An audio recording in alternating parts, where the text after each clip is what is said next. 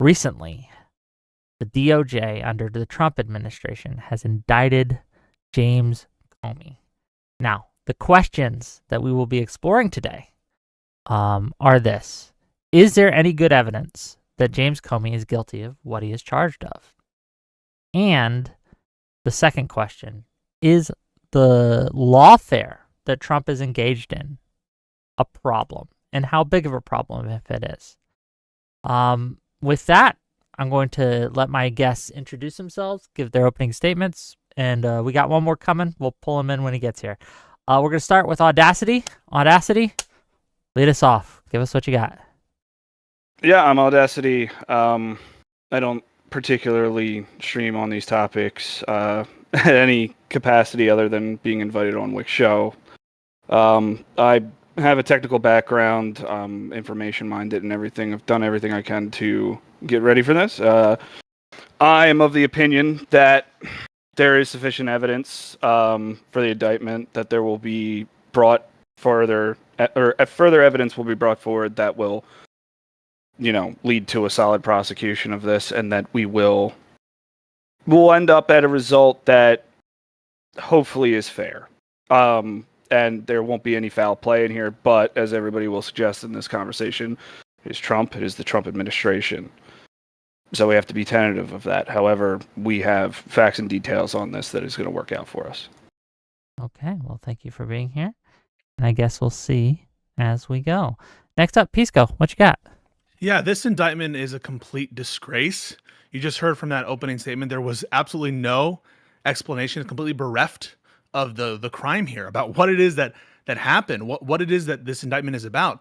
It's because these people have no clue what the indictment is about, because there is no good evidence that James Comey lied to Congress in the way that is being suggested. There is not even an accusation from the principal theory makers, that is Andy McCabe and Dan Richman, that Comey lied at all about a disclosure. And we all know what this is about. This is about the Trump administration wielding its power and legitimately firing people because they wanted to go after his political enemies. That's what it's all been about. And this is what the MAGA people were screaming falsely about regarding Joe Biden back in his administration. And that's what we're seeing right now, directly in your face. And you're not seeing a single word from the MAGA loyalists about the weaponization of the Department of Justice, politicization of the Department of Justice, anything like that. I really am going to push these guys who are defending this indictment and the Trump administration about what evidence they have seen that would show that James Comey lied to Congress at all. And my prediction is they're going to be able to produce absolutely nothing. And you'll be left with the mere speculation that perhaps sometimes in the future, there'll be some amount of evidence that we can sort of draw on to conclude that they're guilty. But insider reporting suggests that Pam Bondi didn't want this charge to be brought, that the previous Trumpist U.S. Attorney for the Eastern District of Virginia that they brought didn't want this charge to be brought. The special counsel, John Durham, investigated this matter. IG investigated this matter. It was concluded in the first Trump administration because there is no crime here, because this is all bullshit and they know it, and they're not going to be able to defend it. Okay, well, we'll see if that remains to be true. Papa Palpatine, I think that's how you say your name. Is that correct? Yeah. You just call me Palpatine, or Palpy is my nickname. Palpy. Okay, give us what you got, sir. I think it's I'm not here to necessarily defend the indictment, because the fact is I don't know what's in the indictment, and neither does Pisco, neither does Dev. Nobody knows what's in it because it's incredibly vague, and this is how grand juries work. They don't have to lay out all their evidence. They don't have, and most of this is sealed, so we don't know what evidence the DOJ has to bring out here. So the claim that there's no good evidence that Comey broke the law, he doesn't know that. I don't know that. Nobody knows that. So it's kind of silly to make that claim with any certainty that there's no good evidence. You don't know. You just don't know. And as for that, the whole lawfare thing, it becomes like lawfare was used against not just Trump, but also everybody to the right of Bernie Sanders for 4 years and even longer than that. And now that the right is in power, now that the right is, holding on to the steering wheel, suddenly we're expected to not play by the rules that was of the game that was used to play against us for the last 4 years. and it's a crock of shit. Yeah, there you go. I had a much longer opening statement, but no, I think I got it out. Okay. Well, thank you for being here. Dev, welcome. Hello, Wickers. How's it going? Thanks for having me on again. So I know, Pisco, that your background's legal, and I think, Audacity, you said that your background's more technical. I don't know what you said about yours, Palpatine. Mine is history and political theory, so I don't necessarily know that much about the law, but I do think I know what's going on here. See, here's how I understand the situation, okay? So in 2016, the Russian government started up what they called Project Lacta, which was basically a state-run troll farm that promoted Trump against Hillary Clinton in the run-up to the 2016 election. Russian intelligence hacked the DNC and started to release info that was damaging to the Clinton campaign. I was politically active during this time, and I recall that the mainstream focus was disproportionately on the Trump piss dossier, where Trump was reported to have pissed on a bed that Obama slept on at a Moscow hotel with some hookers or something. That was just complete fucking bullshit. But the actual story underneath was Project Lacta, which is basically just the online Russian propaganda. So as a result of this, in summer of 2016, we get the Crossfire Hurricane investigation, which was looking for links between the Trump campaign and Russia, whether Trump knew it was happening or not. And they did discover some stuff. For example, the 2016 era Twitter accounts Tea Party News, LGBT United, United Muslims of America, Jen Abrams, Pamela Moore, and most notably 10 GOP, which claimed to be the Tennessee Republican Party. These are all later discovered to come from Russian IPs. But most importantly, though, an advisor to Trump's campaign, George Papadopoulos, made false statements to the FBI about his Russian contacts, who had handed him damaging info about Hillary Clinton. He pled guilty. He served 12 days in a federal prison before being granted a supervised release, and then Trump eventually pardoned him at the end of his first term. Trump himself was not actually suspected of any wrongdoing until he unceremoniously fired Comey as the FBI head in May of 2017. Multiple sources in the White House stated that Trump was pressuring Comey to drop the Russian interference investigation, and Comey just refused. After Comey's firing, Trump actually became a suspect, which led to the Mueller probe, which led to the uncovering of Paul Manafort's own ties to Russia, and then his conviction, and then he worked for Trump's campaign, and he also got a pardon at the same time. So, now that Trump has a more cooperative DOJ in his second term, it looks like he's just starting to take revenge against anybody who opposed him during his first term, and that includes Comey. I've read a bunch of indictments over the years. From what I understand it, as for my layman understanding, an indictment is basically what the prosecution intends to prove in court. It's what they think they have pretty good evidence for. The indictments against Trump were huge. They had tons of claims, tons of preliminary evidence. They had some photos sometimes. This indictment is a page and a half long, and it points to two relatively inconsequential claims. Even if those claims end up being true, to me, this just stinks of weaponization of the legal process. Okay, and with that, let's get into it. If you have trouble getting in or you feel you're being talked over, raise your hand, get my attention. I'll give you the floor. But with that, what do we think, gang? Let's start with the indictment itself. Who is prepared to actually defend this indictment? Is anyone on this panel prepared to defend the indictment that was actually issued? Absolutely. Okay, so why is it, in fact, that you defend this indictment? Because even though the indictment released what's been unsealed and reported to everyone, what's available for everyone to read, doesn't actually discuss what was presented in grand jury to allow it to go forward, to allow a grand jury to say, hey, this is enough information for us to say this is a court case. It doesn't matter what's listed in the details. What matters is what happened to that room we weren't invited in, we didn't have access to. Now, So if a report comes out otherwise... Your standard is you will support any indictment that clears a grand jury. Is that what you're trying to say? I mean, that's what's happened a bunch of times in the past 10 years. I'm asking you about your standard, your normative Yeah, sure, outlook. because that's been the standard for a very long time. So just to be clear, you have supported every single case that was brought against Trump because it cleared the minimum threshold of the indictment by the grand jury. That's your position? No, first, but I came around. Okay, so your position, in fact, isn't that, is it? So now you're suggesting that you don't have a consistent standard, and that your standard now is so long as it clears the grand jury, you're not going to look at it a second time. No, I will look at it a second time. I looked at it a third time too, and we're not owed the full explanation of what was done in that grand jury room. So what did Comey do? If this has been standard for the longest time, It then this hasn't is been. the standard. No, it hasn't ever been the case that merely having an instrument pass through a grand jury and have that be, an actual indictment go through is sufficient evidence for one person to support an indictment. When has that ever been the standard, and why should that be the standard? Surely you don't support that standard, do you? If that's what they felt necessary to release, Do the you indictment support paperwork. that standard? Yes or no? The one that I just described. That is, Yes. Okay. So you support any indictment, so long as it passes a grand jury, you're going to support that. Yeah, it's how our legal system works. Okay. So sure. No, that is a bizarre standard that no one should support. The story goes, right? A grand jury will indict a ham sandwich because the only people in the room with the grand jury are the prosecutors. It is trivially easy to get a majority of grand jurors typically to go forward with an indictment because the prosecution is the only one there presenting evidence. It doesn't need to be unanimous. And it's probable cause, a much lower standard than beyond a reasonable doubt. The fact that you would say, well, I would support anything that clears a grand jury means you're a stooge or you're being disingenuous because you think that this is some, comeuppance against the Democrats. But it's not a real standard. Everyone can see through your fucking little laughs and chuckles there that this isn't a standard that you actually uphold, is it? You caught me. I'm being disingenuous. You're right. I didn't support the standard when it was against Trump because there was a lot of impropriety going on in those as well.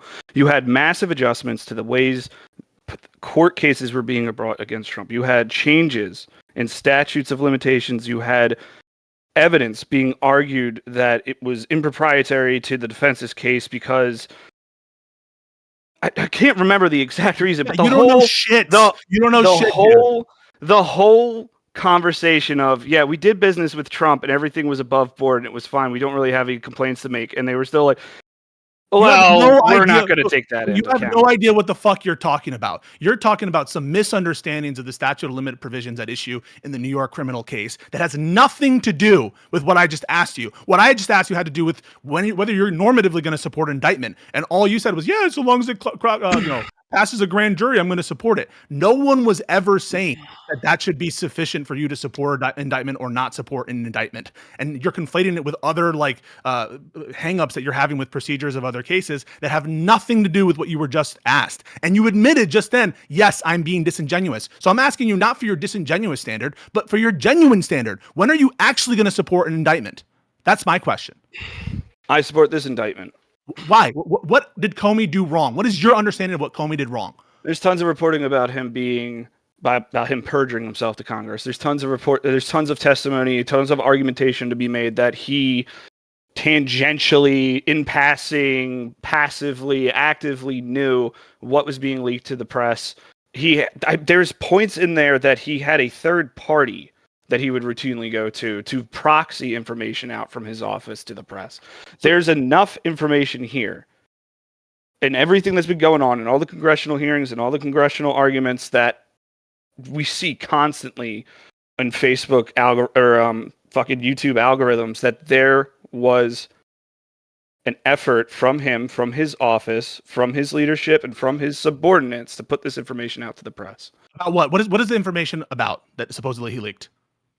You have the information. What is it about? No, I'm asking you whether you have a minimal understanding of what he's alleged. So what are the matters that he's accused of lying, in which he accused of lying, I should say? What do they pertain to?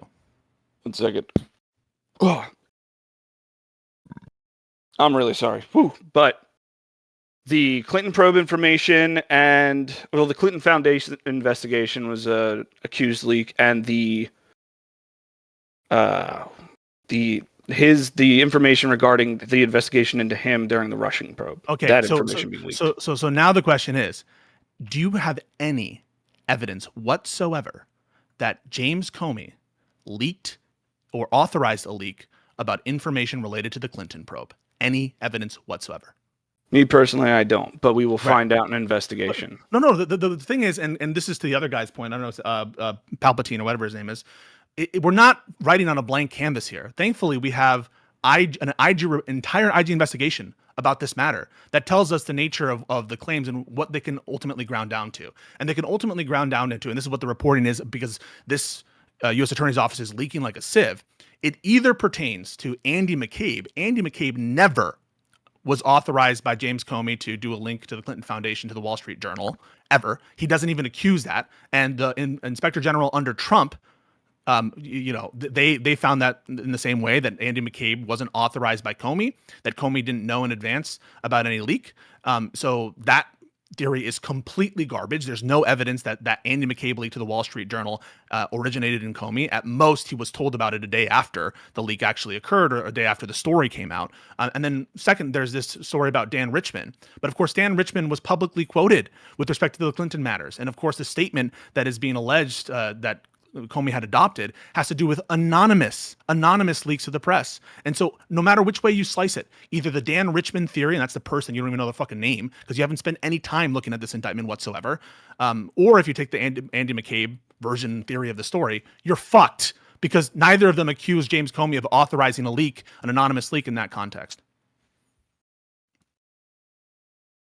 So you have, and you just admitted, right? You said, I have no evidence. All you're going off of is faith that somewhere, somehow, somewhere, somehow, you said you don't have any evidence, right? So what are we even here for? You have zero fucking evidence that. Yeah, man, sorry, I'm not the prosecutor. I'm not on the grand jury. Yeah, I wasn't in the room when it happened. But you're willing to defend it, even though you admit you know nothing. Even you admit you have no evidence whatsoever. Even though there's public reporting that this Trumpist U.S. attorney was fired specifically because he said the case was bad, he wouldn't bring it, and that Pam Bondi didn't want to charge this case either. In that context, after there's been an IG report, after, by the way, the Trump administration under the first term charged McCabe for lying, so kind of implicitly contradicting their prior theory if they're going with the McCabe theory.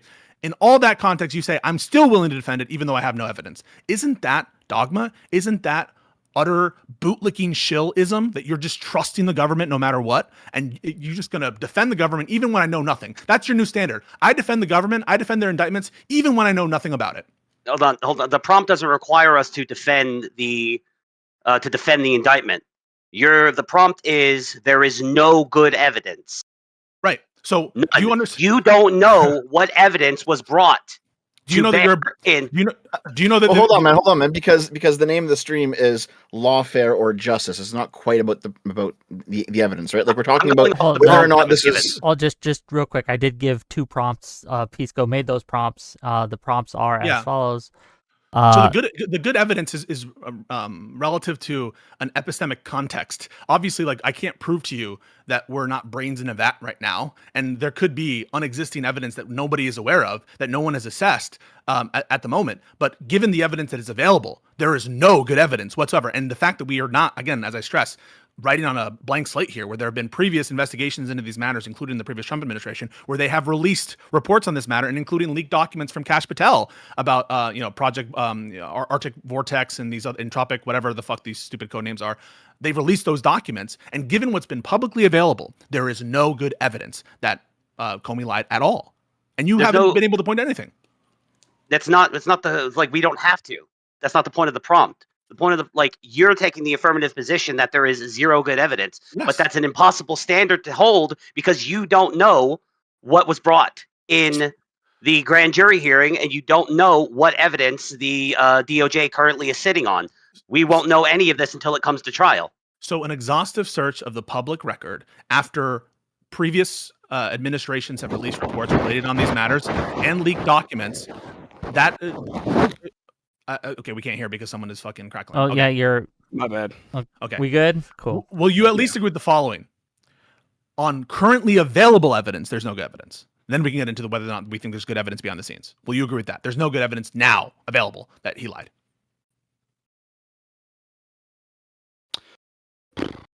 I'm inclined to concede simply because I don't have in hand what was in that room and what they presented.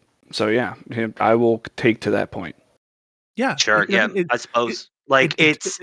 You're just trusting the government that they have good evidence. And like I said, a grand jury will indict a ham sandwich. It's just the prosecutors in the room. They can spin whatever tale they want. There's no judge there. There's no other side. So you shouldn't just trust the fact that the grand jury approved something. I'll have you know, they disapproved another theory of theirs, which is already a bad sign. Even unhinged MAGA legalists from like the National Review, this guy Andrew McCarthy, who's one of the most fierce critics of Russiagate, of James Comey's conduct. He hates James Comey. He thinks it's one of the greatest scandals ever. He says this case is a dud. It might not even reach trial. To the extent that it might reach trial, it might just be because James Comey presses it. But the truth is, there's no reason to think and to just trust this government that they're going to have the goods on Jim Comey. If anything, there are just mistakes in the indictment as we speak. There's no utterance that Jim Comey gave that's included in this indictment. All they have is the statement by that was allegedly adopted by Jim Comey from initially Chuck Grassley and then asked again by Ted Cruz. That chronology is not presented in this indictment at all.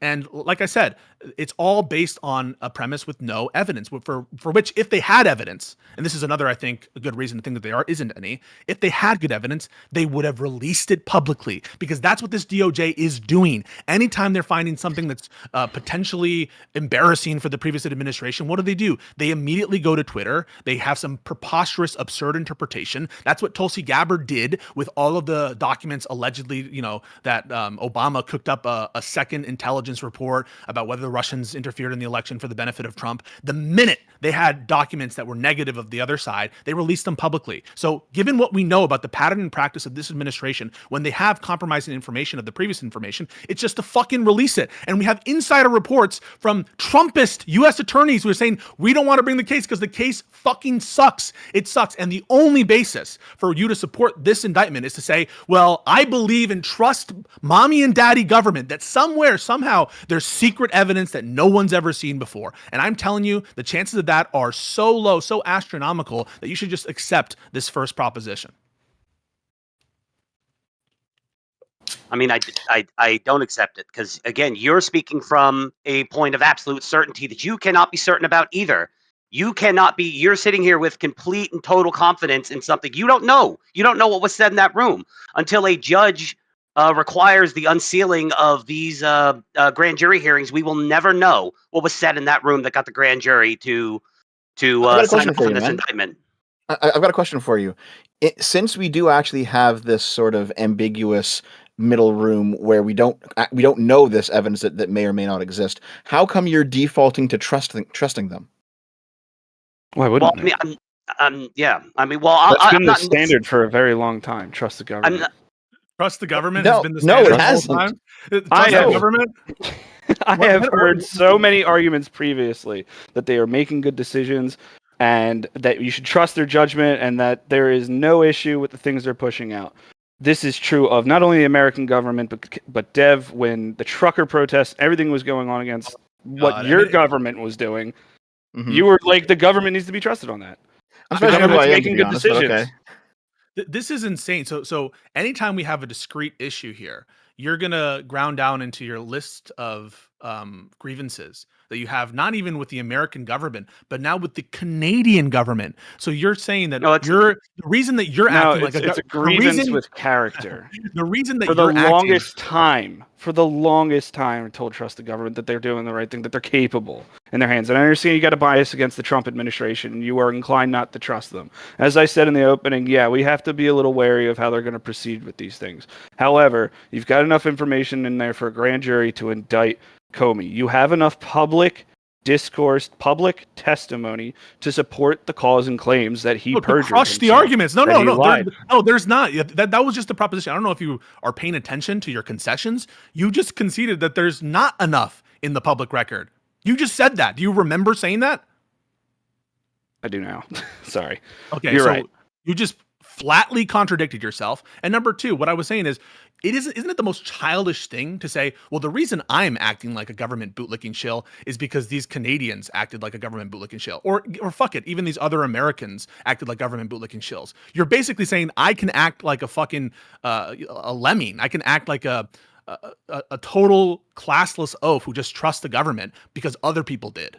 Yeah, did you trust the government every single time anyone ever brought an indictment against Trump? Did you ever question? No, I took a look at those indictments carefully. We went through them. We read them. I didn't just blindly trust Jack Smith's indictment. And I had criticisms that it didn't go far enough. No, but you came out the other side agreeing that he deserved to be indicted, that he probably deserves to be in prison, Of course, right? because he's a fucking criminal. But that doesn't mean that I Right, wasn't. exactly. So whenever we are but doing the same, no, hold on. So when we're doing the same thing, when we're saying, okay, our guys who are currently in power are probably doing the right thing. It's bad when we do it. We're bootlicking shills, No. but it's okay when you do it. No, I'm not a bootlicking shill because I actually parse You through clearly those. are.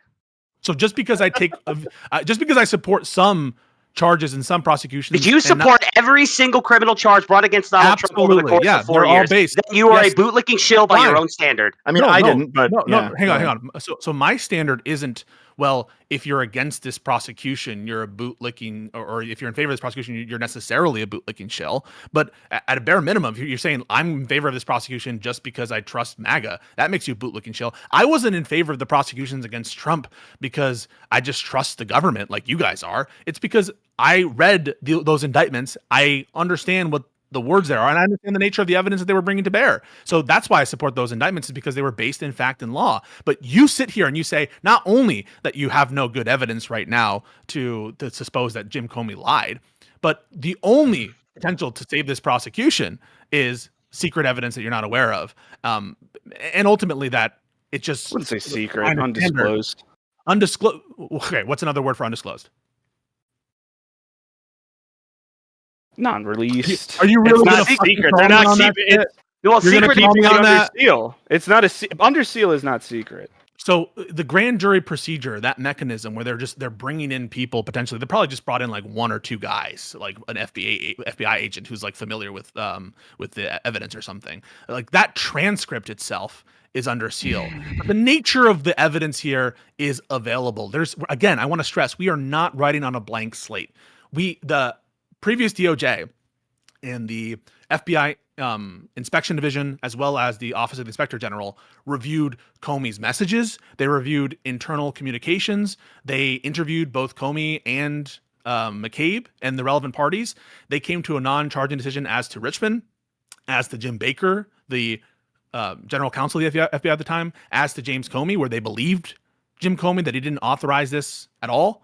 And to the extent that Richmond was giving any information to presses about Comey and how Comey was doing a good job or whatever, or giving Comey's side, he was not anonymous. And the statement from Grassley says anonymous sources. So given that we're not writing on a blank slate, there's plenty to go off of. And doesn't it concern you that the U.S. attorney that Trump installed in the Eastern District of Virginia said, I'm not fucking touching this. This is a Trump loyalist that said there's no case here. And Trump fired him and installed someone with zero prosecutorial experience, never charged a case at all, specifically because she was willing to bring these cases. That doesn't concern you about the nature of the evidence here? And also the fact that this was investigated by John Durham and by the previous OIG and FBI under Trump? Palpatine, you want to take this? Your silence is fucking speaks volumes. You know this case is fucked, and the only way to justify it, Hold on. the only way to justify it is by saying No, actually, we're acting like you hold did. on for a second. Actually, sorry, hold on for a second. Well, no, like I said in my opening, I didn't come here to necessarily even defend the indictment because that wasn't the prompt I was given. I don't have to defend the indictment. Okay, like well, I'm glad you're not defending it.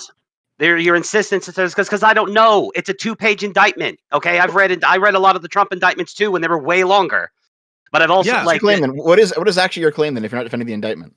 That you guys don't know what the fuck you're talking about. You don't know what evidence was brought to bear. You cannot sit here with any degree of certainty and say you know for a fact there is no good evidence. You don't know what evidence the prosecution has to bring to bear. You don't know. Okay, so just because hold on, let Palpy go, then we're gonna go to Dev, and then we'll spin it back. Just because the Biden DOJ thought they had Trump by the balls and that they were willing to try to dab on him by dumping half of their evidence in their grand jury or in their indictments doesn't necessarily mean that doesn't mean that we have to follow that Give me a second. Sorry. You have no idea where the fuck you're going. So when I'm talking about is there no good evidence, that proposition Dude, is calm the fuck down. Hang on. Chill the fuck out, dude. Goddamn, so- why are you always so fucking like Just you relax. can't even hear guns blazing, dude? So it Jesus is Christ. because it's offensive. It actually is offensive that you guys would sit here. Oh, am I offending you? Yes, You got actually sand you in are. your little It's fucking vagina. offensive. It's adorable. Okay, it is let's. fucking offensive to this rule Oh of my law, God. and this is why I think it's so telling, right? Because you have nothing to say other than, well, you can't know with 100% certainty because epistemically, I guess you weren't in the grand jury room. But that I'm obviously, when they say like there's no good evidence for it, it's relative to an epistemic context. I'm not saying that I know for certain that there's objective truth or that we're not brains in a vat or that I know even my theory of knowledge is not like at issue here. We're just talking relative to the facts that are publicly available. And given the fact that we're not, I want to repeat this, and I want to make sure you hear me, that we are not writing on a blank slate, that there have been investigations of this matter before and pertinent leaks about what information is available. And the only theories and public reporting and leaks indicate that it's either Andy McCabe or Dan Richman that is this person 3 in the indictment, and that the leak pertains to Hillary Clinton. Either Dan Richman or Andy McCabe. And under both of those theories, what we know is that Dan Richman was interviewed by the FBI, and he didn't say that Comey authorized him to say anything about Hillary Clinton to news reports at all. And to the extent that he did, it was public, and it was him being quoted as Dan Richman. So that's what we know from that. And from McCabe, that was heavily investigated, and there was an IG report about it. And so you're acting as though we have to just take this position of agnosticism when all we have to say is the best evidence available to the public suggests that there's no case here. Okay, Palfi, you can finish up what you were trying to say, and then Dev wants to ask a question, so that's the order we're going to go. Dev can go. Okay, Dev, go ahead. He's barely Okay. spoken. I've spoken more than he has. Okay, sure. So, like, I listen. I understand I don't know if you guys are libertarians, but like the quasi-libertarian position you guys are taking up, right? You know, it is reasonable to distrust the government at least sometimes. You know, the government can be wrong, and the government has been corrupt in the past. It's because not all governments are the same, right? Like, not all people who work for the government are the same person. Okay, like, so here, I will throw you guys a bone, all right? Because I know, based on what I've heard the two of you say so far, I'm going to guess that, like, back during COVID times, you had some criticisms of, for example, Fauci, right? He said some weird shit on TV, the double masking was kind of cringe, the claim that the vaccine was perfectly effective when no vaccine is actually ever perfectly effective. These are things that I'm guessing you guys would say probably lowered your trust in the government somewhat. Is that correct? Sure. Yeah. Yep. Okay, so if that's the case, if you head over to the indictment that we're actually talking about, it is signed by Lindsay Halligan. Do you know who Lindsay Halligan is? She is replacing Eric Siebert, who did Yeah, not so- originally want to prosecute. Right. So she was Trump's personal lawyer in 2022, and then she was in 2025. She was brought on to the Trump administration in some capacity that wasn't legal, and then she was put in to file this specific lawsuit because nobody else at the DOJ wanted to do it. So, like, if Fauci's weird comments on TV make you distrust the government somewhat, which maybe they should, does this not make you distrust the government a whole lot more? I mean, what if this wasn't? Fuck, dude. What if this wasn't something that historically, if replacing prosecutors, if firing prosecutors, if prosecutors resigning and then being replaced like this, which this isn't a resignation, all right? It is a firing. I just want to make that clear before I get, jumped on again. Firing of prosecutors and replacing them with another prosecutor and then charges going forward is not unfounded. It's not unprecedented. It has happened before. It happened under Nixon. It happened under... Do you understand what you're I doing? mean, I have Nixon. Do you understand what? So when you're citing Nixon, Within Nixon, you're citing yes. you're citing the Saturday Night Massacre. Do you realize that? Yes, but I'm You I'm know not what that- trying to say or support for that action. I am saying that it's not unfounded that a prosecutor gets replaced. And it's also not even on all fours. It's not a good example. I have to find another one. What Nixon was doing there was trying to protect himself from from Special Counsel Cox at that time, the special prosecutor. This is offensive, right? So you can even say for Nixon, I think it was horrible. The Saturday Night Massacre is considered like one of our worst constitutional crises ever, and you just cited it as precedent that we should look to to what Trump is doing. So I suppose if that's the precedent you want to cite, whatever. I'm not citing that specific incident as precedent. I have to get to other elements if I could fucking remember them, but Are you I okay, can't. man? Well, No, it's like but I'm still here. But yeah. Okay, And well, in here, that context, listen. he was stopping an investigation into himself, which is really, really, really bad, and something Trump is already doing, by the way, also during this administration and the previous one. But now he's going after his political rivals. So I would argue it's even worse what's going on right now. And even, by the way, the Nixon example is enough, and it proves my point, because that obviously was political and self-entrenching. Yeah. I want to make sure Dev got his point out though, and everything. Yeah, my point here is that it just seems to be the case that your skepticism towards the state is biased and it's one-sided, right? Like you see weird shit happening during COVID. There was reasonable questions to ask about government actions during COVID. Fair enough. But it's now that Trump's in the driver's seat and he has his personal lawyer file this 2-page indictment with fucking nothing on it. You guys are like, okay, no problem. Well, I mean, if we're, are we getting into the lawfare part of it? Because honestly, I don't care. I don't care about Yeah, the you We'll don't move care. on to the lawfare part of it. That's fine. I honestly don't. I honestly do not care about the lawfare. I think that the left set the terms, and you guys have made your bed, and you can sleep in it. So to be clear, you're in favor of political prosecutions from Trump. I want to hear you say it. Not necessarily. It depends. You just said it. No, I didn't. Don't put words in my mouth. You said I Well, don't I'm care about it, right? So you're indifferent. No, I'm indifferent. Yeah, I'm indifferent. I do not look in an ideal world. In an ideal world, nobody would be participating in lawfare. The problem is we don't live in an ideal world. We live in a world where Trump was the victim of lawfare every day for 4 straight years, and not just Trump, but people in Trump's orbit. I'm not done. People in Trump's orbit. People in Trump's orbit, regular private citizens were the victims of Democrat lawfare for 4 years. You guys set the terms. You guys set the rules of engagement. Now that we're in power, our guy is doing it to you, and suddenly you expect us to start playing by rules that you guys didn't even play by. So, no, I don't care. If Trump is doing this to you, I do not care. So last thing to go through is I'm sure all the stuff about the Democrats, but you have just admitted, right? Because a principled person would say, you guys did it, but we're better than you, and we're going to hold ourselves to our own standard. That's what a principled person would do. What good are principles if it's the gallows? I really don't think principles.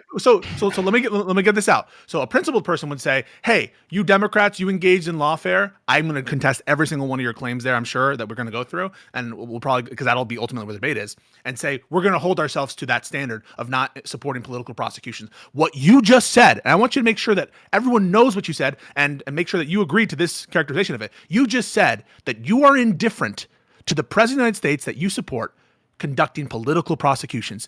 Didn't you just say that? Yeah, I said I'm indifferent to it. I do not care that he's doing it. Okay. Like, do you want me to say it a third time? You're admitting you're a hypocrite. You're admitting you're a hypocrite. So you're a hypocrite, aren't you? What have I said that's hypocritical? Because you said you were against that in the first when the Democrats controlled, and now you're in favor of that. So that makes you a hypocrite. No, I said in an ideal world nobody would be doing it. But the fact is the terms were set. Were you against against political prosecutions when Biden was in control? Yes. Oh, are you in favor of them now that Trump is in control? No. You just said you were, right? No, I didn't say I was in favor of it. I said I'm indifferent to it. If Trump is going to, I said, yeah, this isn't a gotcha. This is literally the first thing I said in my opening. I'll just change it. So were you indifferent to prosecutions when Biden was in office? No, because that was the first time I'd seen Are you indifferent? I'd seen lawfare in my entire life. That's the first time I'd seen lawfare used so flagrantly. So you were not indifferent before, and now you are indifferent. That's hypocrisy, isn't it? That's not hypocrisy. That's called being jaded. Okay. That's called no. Let me analogize it a little bit. Let's say that I'm getting into a physical fight with a guy, and I go into it with the intention of it being honorable combat, and I don't do any cheap tactics. I don't thumb him in the eyes. I don't kick him in the balls. Nothing like that.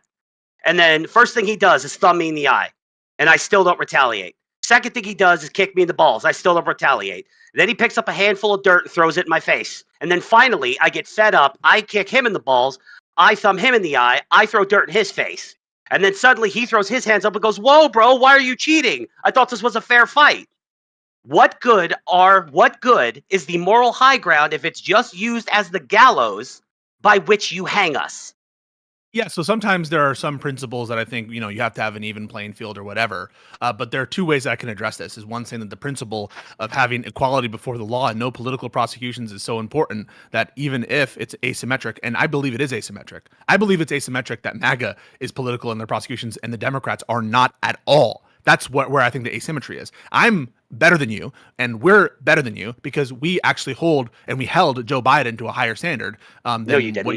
what you're holding Trump to. And so, yes, No, you even didn't. there are some principles that we hold ourselves to, even in the context of an asymmetry. But I can just Do you deny think that. I can just go in it and say the asymmetry is reversed. That under Joe Biden, there were no political prosecutions of Trump or his allies, and under Trump, there's massive amount of political prosecutions, which you even won't deny. There's only one political prosecution so far, assuming that's even what it is, because there could be legitimate evidence that Comey broke the law. Is lying under oath against the law? Yes. Lying under the oath can be a crime. It's about Do material. Do you know for a fact that James Comey What do you mean by no? did not lie under oath? What do you mean by no?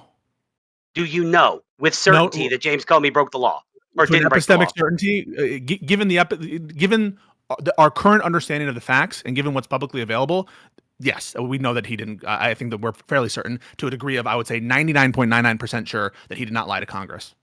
And there's no reason to believe that there exists this extrinsic evidence. Now, I'm giving that 0.01% for the possibility that this miraculous extrinsic evidence that no one has reported on, even though there have been massive amounts of leaks regarding this specific investigation, and even though this investigation has had reports done about it and public reporting and leaks already, I'm leaving that 0.01% chance for there actually being some extrinsic evidence that we don't know about. But that's the amount that the certainty principle is. No one is 100% certain about anything. I'm not certain that we're not living in the matrix. I'm not certain, but to the extent that we can be certain about something, I think the evidence that we have and what is known about the pattern and practice of leaking in this administration and the previous reports, that James Comey did not lie, and there's no reason to think that he lied.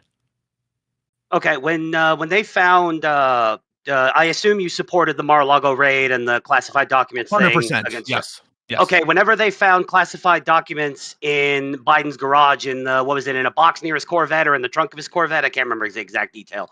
Yeah. But do you think that would you have supported Biden being brought up on the same charges that Trump was? No. For doing essentially the same thing? It wasn't the same thing. It was the exact same thing. Classified documents that he allegedly was not supposed to take after he left the office of the vice presidency, kept in an unsecure place in his private residence. No, because what's the difference? What's the material difference? I can tell you the criminal standard of willfulness. Willfulness standard means under the national, so it's not classified document statutes. This is the Espionage Act, and it relates to national defense information. And the standard for retaining willfully means that you need to know that what you're doing is illegal in order to make out that case. And if you've read the Hur report, I'll ask you: have you read the Hur report? Yes or no? No. Okay, so you don't have any basis to say they're on all fours, do you? Because you haven't read the thing that details the difference? Well, no, I guess I haven't. Yeah.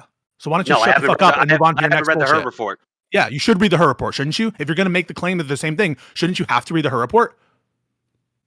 Well, I mean, I suppose, but I've read it. I suppose I would have to read the thing. Stop yelling at me. Calm the fuck down. Go take a Midol. Chill out. Because you guys are ridiculous. You are saying that there's an equality here between two cases. That is the Mar-a-Lago case. Documents found in his garage in his private residence. Yes or no? Yes, they were. That doesn't make them the same. That doesn't make them the same thing. Oh, okay. So anytime anything involving classified documents, they're materially the same. When Biden does it, it's okay. When Trump does it, it's bad. You want to call me a hypocrite? This is what MAGA thinking does. This is what MAGA thinking difference. I do want to get Dev in here. Dev, go ahead. Yeah. Please. Palpatine, there is actually a difference, right? Because Biden didn't know he had them in there. And in fact, if you look at the photos in the report that you haven't read, that's fine. But if you look at the photos, you can see that they're like buried under a bunch of other like documents. They're mixed in with non-classified things. They haven't been touched in years. It's very clear that Biden didn't know that they were there, and they've been shuffled around in multiple different House movings over the years. Like he didn't know. So you lack as you said, Pisco, you lack willfulness. But then you go over to Trump, the Trump Mar-a-Lago case. He's like texting his aide or whatever, saying, "Hey, buy a bigger lock for the room we have the classified documents in." Like he knew what he had. That's the difference between the two cases. I want to say just one thing real quick, that there is some bad evidence for Biden in this case, and I would be more willing to have this engagement with you if you've actually read the Hur report. That there is a recording of Joe Biden saying the classified stuff downstairs. This is in his Virginia home before he moved back to Delaware. It could be a reference to his diaries that he took where no doubt there was classified material on them, but he just thought that he had the right to have them on there. It's a little bit more nuanced about the willfulness standard there, in that for willfulness, you need to know what you're doing is illegal. And Biden had a non-trivial argument based on the Reagan diaries precedent that he thought what he was doing was, retaining them lawfully. So I'm not here to suggest that Biden had no knowledge about having any classified material in his house at all. I think that's too strong what Dev just said there. But I'm certainly not going to get into the weeds of the willfulness standard and how these cases are materially different for people who haven't even done the barest amount of research to even read the Her report where it would detail the differences. So I just want to say, Dev, there's some true things about what he said there, but I think Biden is more culpable than what people suggest who are Democrats with respect to the Her report. I just think it doesn't reach that standard of willfulness. And ultimately, I think the cases are so different for other reasons as well that we could get into. But why even engage this? Why even bring this up if you haven't even done the bare amount to even read a summary of the kind of evidence or even read the executive summary of the Her report? That is what is so offensive, I think, to anyone who's trying to, you coming in and say it's the same thing because it involves classified materials. That's fucking stupid. Why would you even open yourself up to say that any case involving classified documents is materially the same as any other case? That was a stupid thing you said, right? Well, no, it's not a stupid thing I said. Well, and the reason why I brought it up was, first of all, I hadn't actually read about the case in a long time anyway. I brought it up as an example of the your guy Biden doing something that is at least materially the same as what Trump did, and you wouldn't support prosecution against him like you did against Trump. That was my point. That's the thing I'm asking you about. You just said that it involved classified materials, and therefore the cases are materially the same. That's not a standard that you think is tenable, right? And that you can't believe that. Just real quick, just a housekeeping thing. Audacity has to go take care of family stuff for 5 minutes, so he's not abandoning us. He just has apparently some family issues. No, come back. I'm scared. We'll step in, and I will pretend to be Audacity for the 5 minutes. Okay? So I guess I'm drowning here. Well, no. Surely the standard can't be just because a matter pertains to national defense information or classified information, therefore it's material the same to another criminal case, when there's way more involved in these statutes and whether they're violated than just the mere presence of classified documents. You know that. Why did you say that? Okay, so what is material? Okay, fine. So if I didn't read the Her report, and I didn't, I could lie and say that I did, but then that would make me look worse. So fine, I didn't read it. But I'm pulling it up right now, but I don't have the time to actually properly go through it. The Her report's quite a bit. You can just ask me questions.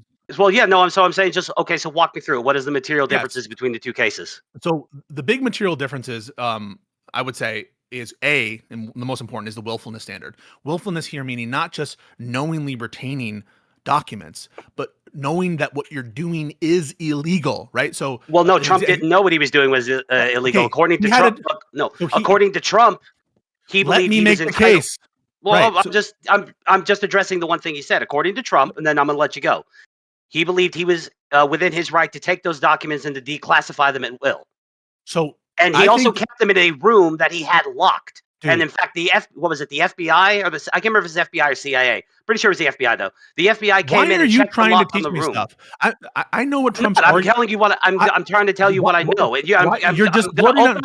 I know Trump's arguments. I'm going to open up the floor. I'm trying to tell you what I know, and then I'm going to open up the floor for you to correct me. Chill the fuck out. So Trump, I think, had a non-trivial argument that he could have raised to say, oh, I thought what I was doing was authorized and legal to do. I was the president. I can do whatever I want when I get them. The reason why the case is so much stronger against Trump is because after he was subpoenaed by the DOJ and he knew, right, that he had no authorization at that point, right? He could have contested the subpoena from the FBI and said, actually, I have a legal entitlement to these documents. He didn't contest the subpoena. What he did was he gave a subset of documents over and moved some classified documents, which at that point he knew he had no authorization to have. Why? He had been subpoenaed for them. He gave over a tranche of documents. He authorized a document saying, I have no others. And then he said, I'm not supposed to show you these. I'm not supposed to have this, when he was caught on tape saying that.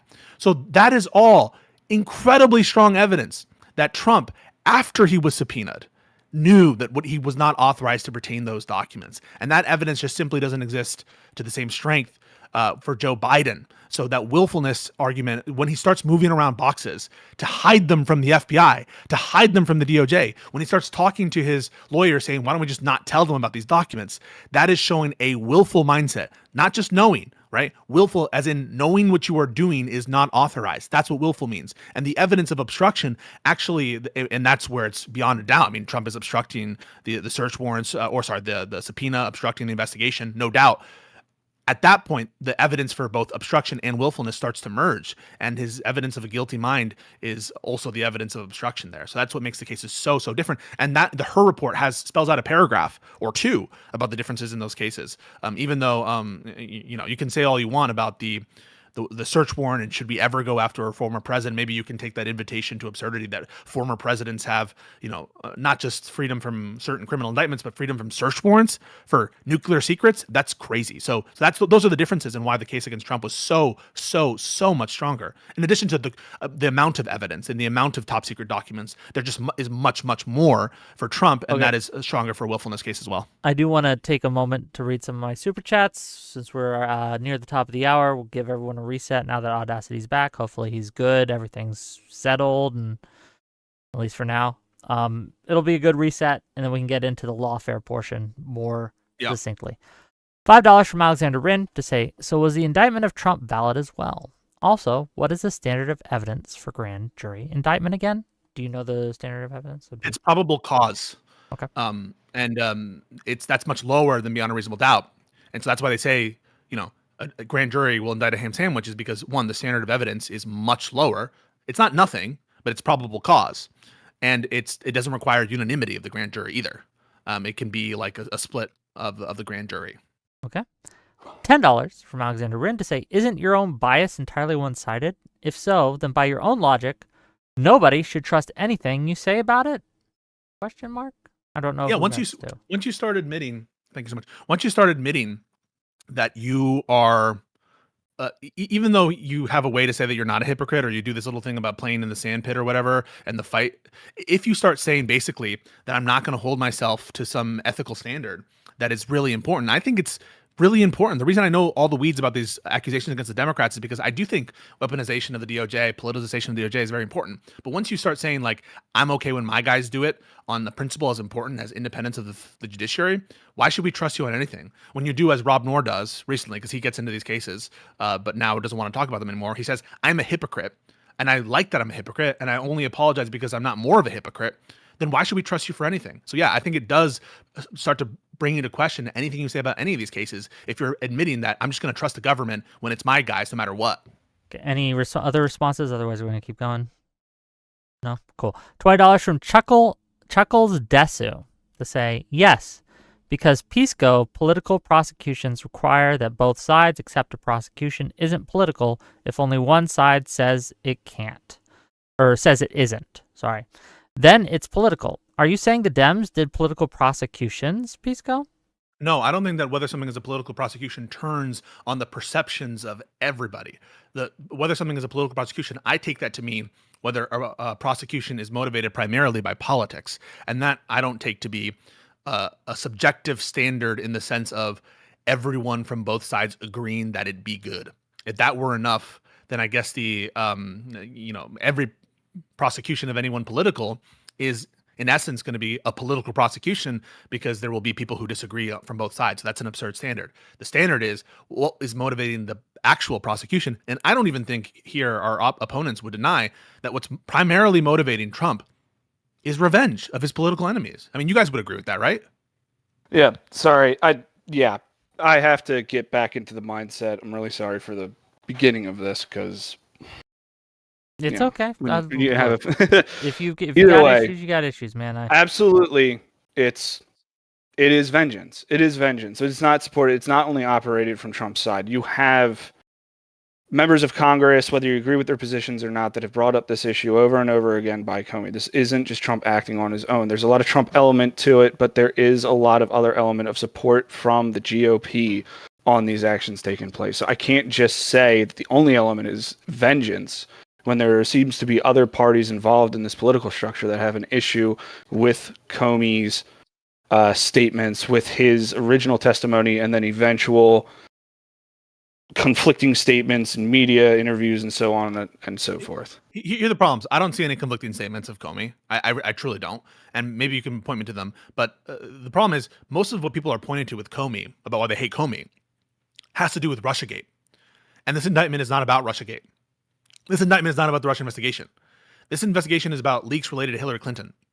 So it kind of reminds me of the on-paper reason. I think Dev went into some of the chronology about Comey and his relevance to the Russia investigation before.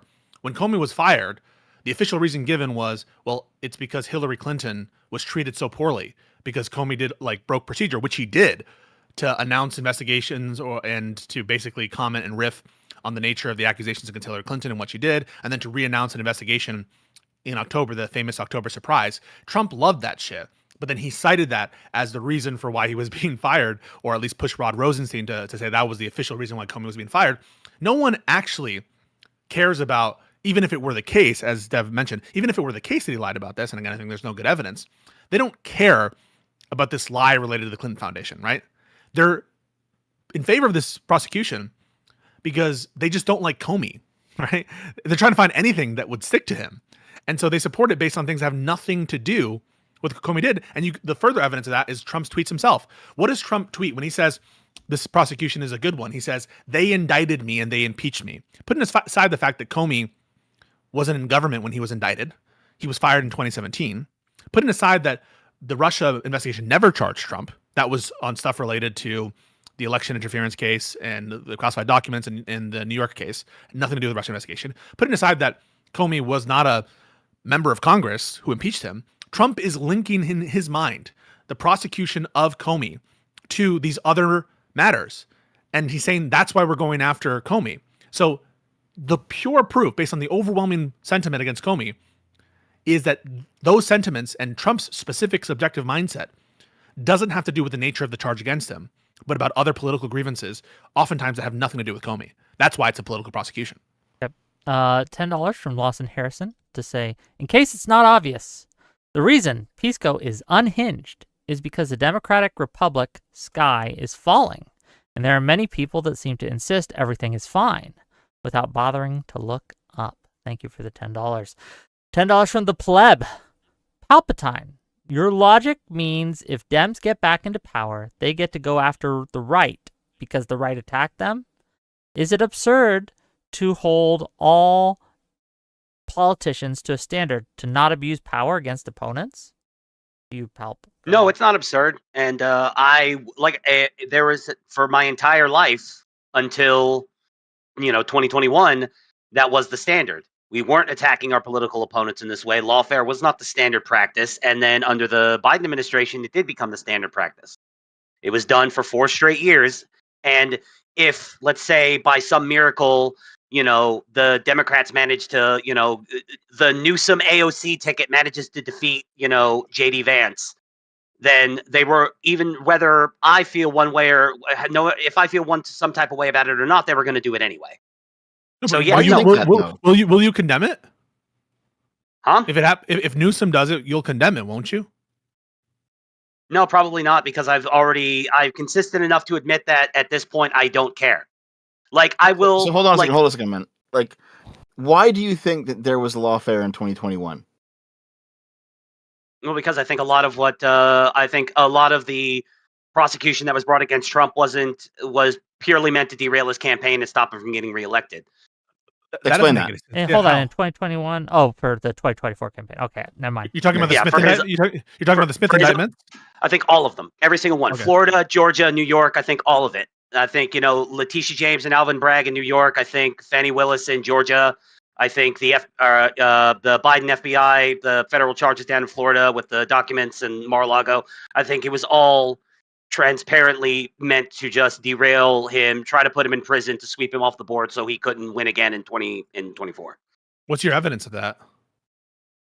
So that was, I wanted to jump. I kind of expected that question, Pisco, and I want to build off of that. It is operated under a general public consideration that this was a concerted, orchestrated effort to try and keep Trump off of the ballot. There is no evidence that it was a top-down structure like what we're seeing right now for There's- the there's- political prosecution. However, a common mindset existed amongst prosecutors to bring charges up against Trump to try and stymie his reelection. No, I'm asking, what is the evidence of that? What is your evidence that they brought the charges to stymie his election? Alvin Bragg in New York literally ran his campaign on "I'm gonna get Trump." No, that's not We true. had Yes, it was. adjustments to statutes of limitations on what he He could be did- He used prosecuted for he used financial novel legal crimes. he used novel legal theory in order to bring misdemeanors up to felony levels. No. So first of all, he didn't adjust the statute of limitations on these crimes because they're statutes. And guess what? The Manhattan District Attorney can't adjust statutes. He charged the felony version of the business records crime. And I have to ask you guys, and I don't know if did you read any of the trial transcripts or follow the trial at all, the New York case? Only when followed they the came trial, out I back didn't then. read the I didn't keep transcript. track of it. I mean, yeah. So I think that it's a little much to sit here and stomach you guys making characterizations of the Did Alvin Alvin Bragg Bragg- case. Did Alvin Bragg run his DA campaign on "I'm gonna get Trump"? Yes or no? No, he didn't. Yes, he did. Okay. No, You're prove just it. lying at this point. No. I know what Okay. statements you're referring to, and I know you What did he probably say watched then? actual justice. Do you know? I'm asking you. Do you? I know. Do you know? Well, you're the one claiming I'm wrong. Do so you prove me know wrong. or not? Prove me wrong. No. I know what his statement is. Do you know what his statement is or not? Prove me wrong. I Do already you said. So is the answer you don't know? I didn't answer that question. I'm not So going to I'm answer asking. that question. So Prove me you're wrong. not. You're not gonna. So you just made a claim. You made the Pisco, claim. I don't know. that Can you please tell me what the statement was? No, wait a minute. But I just want to know. Do you guys know what the statement is?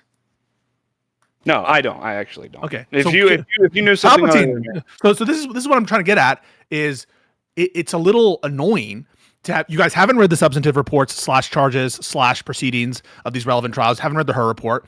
You don't know what Bragg said, and you're asserting that he ran on going after Trump when he didn't. In fact, it wasn't exactly Bragg who said it. It was somebody else. It was It wasn't a mayoral candidate. It was somebody running for a different office where that would have been the case. They would have been able to bring up charges. They would have been able to go after Trump or go after Trump organizations or so on and so forth. But there was. I can tell you what Bragg. I can tell you. Please do, Yeah, man. I'm a little distracted right now. The thing is that you shouldn't have to rely on me to provide your evidence. And I'm gonna and it's annoying that I have to do this. But so Yeah, what I'm Bragg no said, lawyer. and which was misconstrued by everybody, is like, I have experience tackling complex cases. I've gone after Trump before, and we've been successful on this, that, and that. That's my history and track record of being able to run successful prosecutions. And he included the Trump cases, among other cases, that he had marshaled as evidence of his, good ability to handle these complex cases. He didn't say, I'm running for DA to go after Trump. And that's no one can point to a statement where he says the purpose of my campaign is to go after Trump. What he did is, in his campaign, he's citing his previous experience, which includes civil lawsuits against Donald Trump before, but not criminal ones. And he didn't give a forward promise, hey, I'm going to go after Trump. In fact, Bragg was kind of poo-poo on one of the main theories of against Trump, and there was actually friction within the New York prosecutors because he wasn't going after Trump enough, where they thought it was a very clear case. And so it's just not the case that Bragg ever promised that he was going to indict Trump. That never happened, and they misconstrued an innocuous anodyne statement where he's just listing off experience. Okay. $20 from Alexander Rin to say, if we found a body in both Biden's garage and Trump's hotel room, one claims not to know anything about it, and the other showed it off to people. Would you be mad if only one was charged for murder due to the evidence available? I'm assuming this is the Balpi into Audacity. Well, no. If a body was found in Biden's garage and then a body was found in a locked room in Mar-a-Lago, I would probably think they both need to be charged with murder. The point Assuming of this question, assuming that the evidence suggested that the person was murdered by them. Yeah. that's the important part there, Palpy. The important part is, what does the evidence suggest? Murder is causing the death of another person with malice aforethought. That's what murder is. And Pisco, Yeah, can sure. I clear some air with you real quick? I really came in here with absolutely no intention to be combative, and you're really abrasive, man. I'm Hey, I'm sorry. about that. Hey, listen. The reason I'm so excited and why I'm so, it sounds unhinged to other people, is I'm just gonna level with you guys. This shit matters so much to me. Like, this is our country, right? And it's not good to have political prosecutions. And I think that some people live in these media ecosystems where you've heard that these are political prosecutions against Trump. You've heard that Bragg was running his campaign to go after Trump, but it ain't that way. And when you have the president of the United States directing his DOJ to go after political enemies on what you guys acknowledge is, even if it's not the main reason, which it obviously is, but even if it's one of the significant reasons, revenge, political revenge, and you guys are saying you're indifferent to it, you're fellow Americans. We need to care about this shit. Even if it's your side, you need to call it out. And I'm passionate about this stuff because I don't want to live in fucking Hungary or China. I want to live in America. And what Trump is doing to the DOJ is so fucked up. Well, Hungary has, is slipping towards authoritarianism. Orban, yeah, under Orban. But it's I wouldn't even say that I don't care, right? Because you were right to point out that I more than likely gave a shit about this stuff when it was happening to Trump. I more than likely gave a shit about these things when they were trying to bring up challenges against Obama and Obama's organizations, Obama's foundations. I more than likely gave a shit about this consistently across the line. So what changed? Why do I still consider that I care, but I'm indifferent to this situation? And it has a lot to do with, I can't say that I'm shocked. I can't say that I'm shocked it went here. I can't say that I'm shocked it's going in this direction. And quite honestly, it just feels kind of useless to do anything and to speak about principles and everything right now. I really feel like we're at a point where having principles is a luxury. It would be nice to be able to consistently stand up and say, hey, this is wrong whenever you see it happening. But to go back to the point, we're watching a guy get the shit beat out of him for 10 years, and then he finally stands up and starts throwing punches back, and we're supposed to be like, oh my God, this is insane. I get it. It's the country. It reminds me a little bit of I can understand sometimes it can get bleak for, if you think it's bleak for the right, it's bleak for the left sometimes, man. I know Wick feels this stuff because Wick has taken the sometimes controversial position of condemning violence even when it comes from left-wing people. Crazy, I know. It's weird. No. I also that opinion from the hottest take ever, apparently. But there's a lot of feeling. I'm not going to say, listen, I think that we're not here to have that discussion, and there are aspects of what Wick says, but in general, I think it's a good principled position to be against political violence, even if it comes from your own side. But I can understand that this feeling has been expressed to me from a lot of people on the left and liberals who feel despondent. What does it matter if we vote? They're just going to fuck up the next election. It reminds me a little bit like the loyalist talk in the founding of the country. There are some people who are like, who matters? It's the king. Nothing's going to ever change. But I want to implore you, it's the most important to uphold your principles when A, you're in power, or when B, other people who you potentially don't like are trying to make common cause with you on those principles. The best example of this, I think, is the First Amendment. Fuck Jimmy Kimmel. He's not that funny. Fuck Hassan Piker. He supports terrorists or something. But it's most important to promote our principles when it's the vulnerable, it's the strong going after the weak, because once they make that excuse for that group, which is unpopular or which is disaffected or where it doesn't affect you directly, eventually it's going to come for you too. And so I would urge you not to be despondent. You're in power right now, and you have an obligation to hold your side to their principles. The same way, by the way, that there were a lot of critiques of Biden by left-wing and liberal people. He was eviscerated, especially after his cognitive deficiencies came into full focus. And the last hanger-on to bring it full circle was pretty much WIC TV. I still think we would have won if he... But that's a different debate. We can have that another time. Yeah. $10 from Gelatinous Rube to say there's zero need for debate, quote unquote, when, quote, you're not allowed to have an opinion on this because you're not a legal scholar, end quote.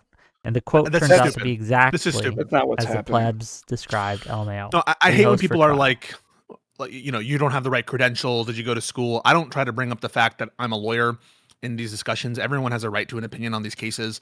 And sometimes I have to say lawyers say dumb shit. And people there are some times where I like Eli Honig, but oftentimes he sounds dumber than some non-lawyers on these cases. So I don't think just because you have a law degree doesn't mean that you're any, smarter on a particular thing. Okay. So Palpatine, just real quick here, man. When I asked you earlier, if you thought that Trump was the victim of lawfare, you brought up the New York case. Do you believe that the other three big ones, the Mar-a-Lago case, the Georgia phone call case, the DC election obstruction case, that they're also lawfare as well? Yes. Why?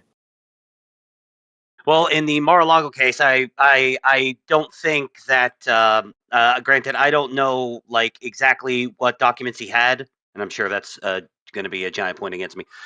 Specifically in the terms of like, I don't know what was on them. I know they were classified. I know some of them had to do with intelligence stuff like that. And that there's the audio clip of him waving a piece of paper around and saying, "I'm not supposed to have this." Now, in that audio clip, it's not like he's holding it up for a person to read and showing them exactly what's on it. You hear him wave the paper around saying, "I'm not supposed to have this." Everybody has a chuckle and then they move on.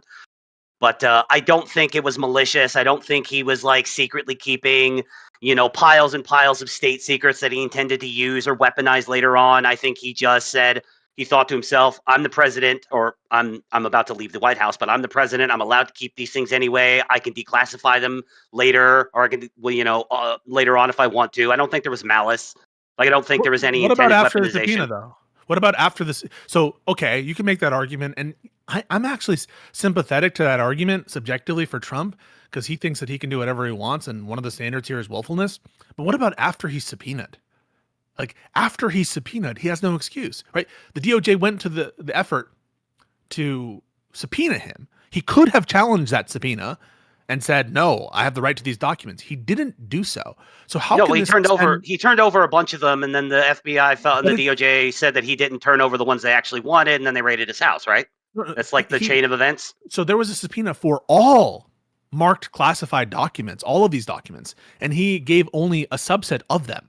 Isn't that a malicious mindset? I mean, that you don't, that the fact that you're giving them over, as opposed to When did we challenging determine that there was only a subset? Sorry to cut you off. When did we determine that it was only a subset? Was after the raid happened and they found more documents, or they actually had on file listings of what he was holding? So it was after Trump had signed on to a document or authorized the signature of his lawyer that he had given over everything, after agents visited Mar-a-Lago and took a bunch of boxes of documents from that room.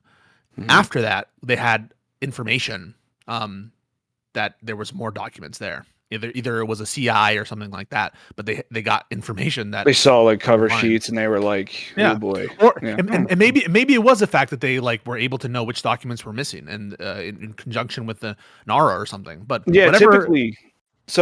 typically under release, when you're dealing with original classification authority, and when you're dealing with subsequent classification authority like that, anybody that essentially, I mean, I believe still to the standard today that the president is still the only person by word of mouth only and without witness can declassify a document. However, it requires that they actually be sitting in the chair first, so you can't be caught with classified information afterwards. But I declassified it. It's like, that doesn't work that way. But every other record, whenever something is released, classification is changed or change of custody is changed, there's a record of what it was, where it went, and who it went to, and for what purpose. So if there's something like that, I'm willing to believe there was something like that. I'm willing to grant that the president, when they're in office, has the ultimate control over classification stuff. The classification rules are promulgated by presidential directive, an executive order. Mm-hmm. And the most recent one, I think, is from Obama. That's the one that is like the current classification system. But after you're no longer the president, and after there's no evidence that he declassified, and if you're willing to say, well, the very act of moving those documents implicitly declassifies them, that would seem to suggest that the president isn't able to travel with those documents without mentally declassifying them implicitly. So it seems to be a limit on the president's authority to accept this implied declassification theory. But even put that all aside, right? He could have contested that with the subpoena. Like, with the subpoena, he could have contested and said, "Hey, I have a legal entitlement to these documents. They're not government." And put it aside, by the way, they don't belong to him. Even if they weren't classified, these aren't personal documents of his. These are documents that belong to the United States government and to the people of the United States, right? They're not his documents. They don't belong to him. They belong to our posterity. They belong to the government. After he's subpoenaed, there can be no basis to suggest that he has this innocent mindset. And you guys aren't seriously going to argue this. Come on. No, but he's not the only president who left office and kept classified material. Clinton did it. Obama did it. Biden did it. we know for a fact Biden did it. You keep going back to this, which is, yes, there have been, and not just them, right? Mike Pence. We have other insiders, in addition, like Joe Biden, Hillary Clinton, Trump as well. But yes, I would absolutely accept that all of these people had their own issues with classified documents. That doesn't make the cases the same. And I thought you acknowledged that before. That there's a whole thing called the elements of a crime. And whether there's sufficient evidence for a crime relates not only to whether you find classified documents there, but to other things as well. And so when you keep going back to, well, Biden had documents, well, Pence had documents, well, Clinton had documents, you're just not addressing the other needed elements of the case, which for former presidents and former vice presidents, you pretty much have to rely on willfulness. And there just isn't great evidence, I think, there's a lot of strong evidence that Trump was willful, especially after the subpoena, that he knew he wasn't authorized to have those documents. Otherwise, why wouldn't he have contested the subpoena? Otherwise, why would he give over any documents, right? Even giving over any document seems to be submitting to an authority. No, I'll finish up, and then I got I want a to question give you something to reset. go ahead. I don't think he knew he could challenge that shit. I don't think his lawyers knew he couldn't challenge that shit either. No, they I did. gotta Of be course honest. they did. No, he's You challenged think so? subpoenas. He's challenged subpoenas before. Come on, guys. He challenged the Cyrus Vance Jr. subpoena. He challenged the congressional subpoena into his taxes. I think it might have been the one genuine moment he was like, "Oh shit!" Why are you doing this? You have no basis to believe that Trump subjectively thought he was prevented from challenging the subpoena. Guys, he challenged the search warrant. That's what the Dev brought this up before. That Lindsay Halligan, what's her previous involvement with Trump? She sued to involve herself and interfere in the execution of a search warrant, and Eileen Cannon, to her disgrace, provided subject matter jurisdiction until she was slapped down by the 11th Circuit. And so you just had no basis to suggest that Trump thought he was unable to challenge the sufficiency of the subpoena, and it's absurd. You just made that up, and it flies in the face of yeah, but why'd you say that? Why did you say that? Because hey, it's fucking ridiculous, right? And he's a ridiculous guy, so I wouldn't doubt it, right? I'm just trying to find some way to exonerate him, but the weight of the evidence here. I'm not trying to exonerate I him. guess why would you say it? I was just agreeing with you and trying to work out considerations and everything. You were not agreeing with me. Being amicable. No, I was trying to be amicable in my conversation with you, man, and I was just bullshitting a little bit. You're flying off. It's fine. Because what you just said there, right, was essentially, I don't know if Trump would think to even contest the subpoena. Does he even know he can do that? That is an out for Trump that you're trying to give him. You're trying to say, like, well, he didn't really know he was allowed to do that, so of course he's going to hand over the documents because he didn't think he could challenge the subpoena. But even if that were true, and let's say he even granted you that, because that is a defense of Trump, why would he give over only some of the documents and not all of them? If he thought that he couldn't contest the subpoena, why did he not comply with the subpoena? And why did he only give a subset of the documents over? So it doesn't make sense. No matter how you slice it, he's twisted himself up, that this is Trump, into an area where there's like no possible defense. And even the MAGA commentator said the absolute slam dunk case out of all the cases is the Mar-a-Lago case, because it's so fucking overwhelmingly obvious this dude's fucking guilty of that shit. And it's like those flat earthers, right? Do you ever watch those flat earth debates where they can have they can have like individual explanations for certain phenomenon, and they can say, well, the refraction doesn't explain this, and so this is more explainable by a flat plane. But they can't have a model that works together where all the different observations match. And so, yeah, Trump can say mental declassification, but that provides other problems for him and difficulties for him. Yeah, let me Trump can say, let me ask this, perhaps to maybe get us on a track that we can actually have some substantive disagreements here. In Audacity, in Palp, in your opinion, what is the strongest case of lawfare that was done against Trump? And to Pisco and Dev's side, what is the strongest piece of lawfare that you would point to that Trump is currently doing that you think is worthy of condemnation or examination? Let's have Palp's side go first, and we'll have Pisco's side go next. Yeah, go ahead. Strongest one, your best one, your nuclear bomb. Okay.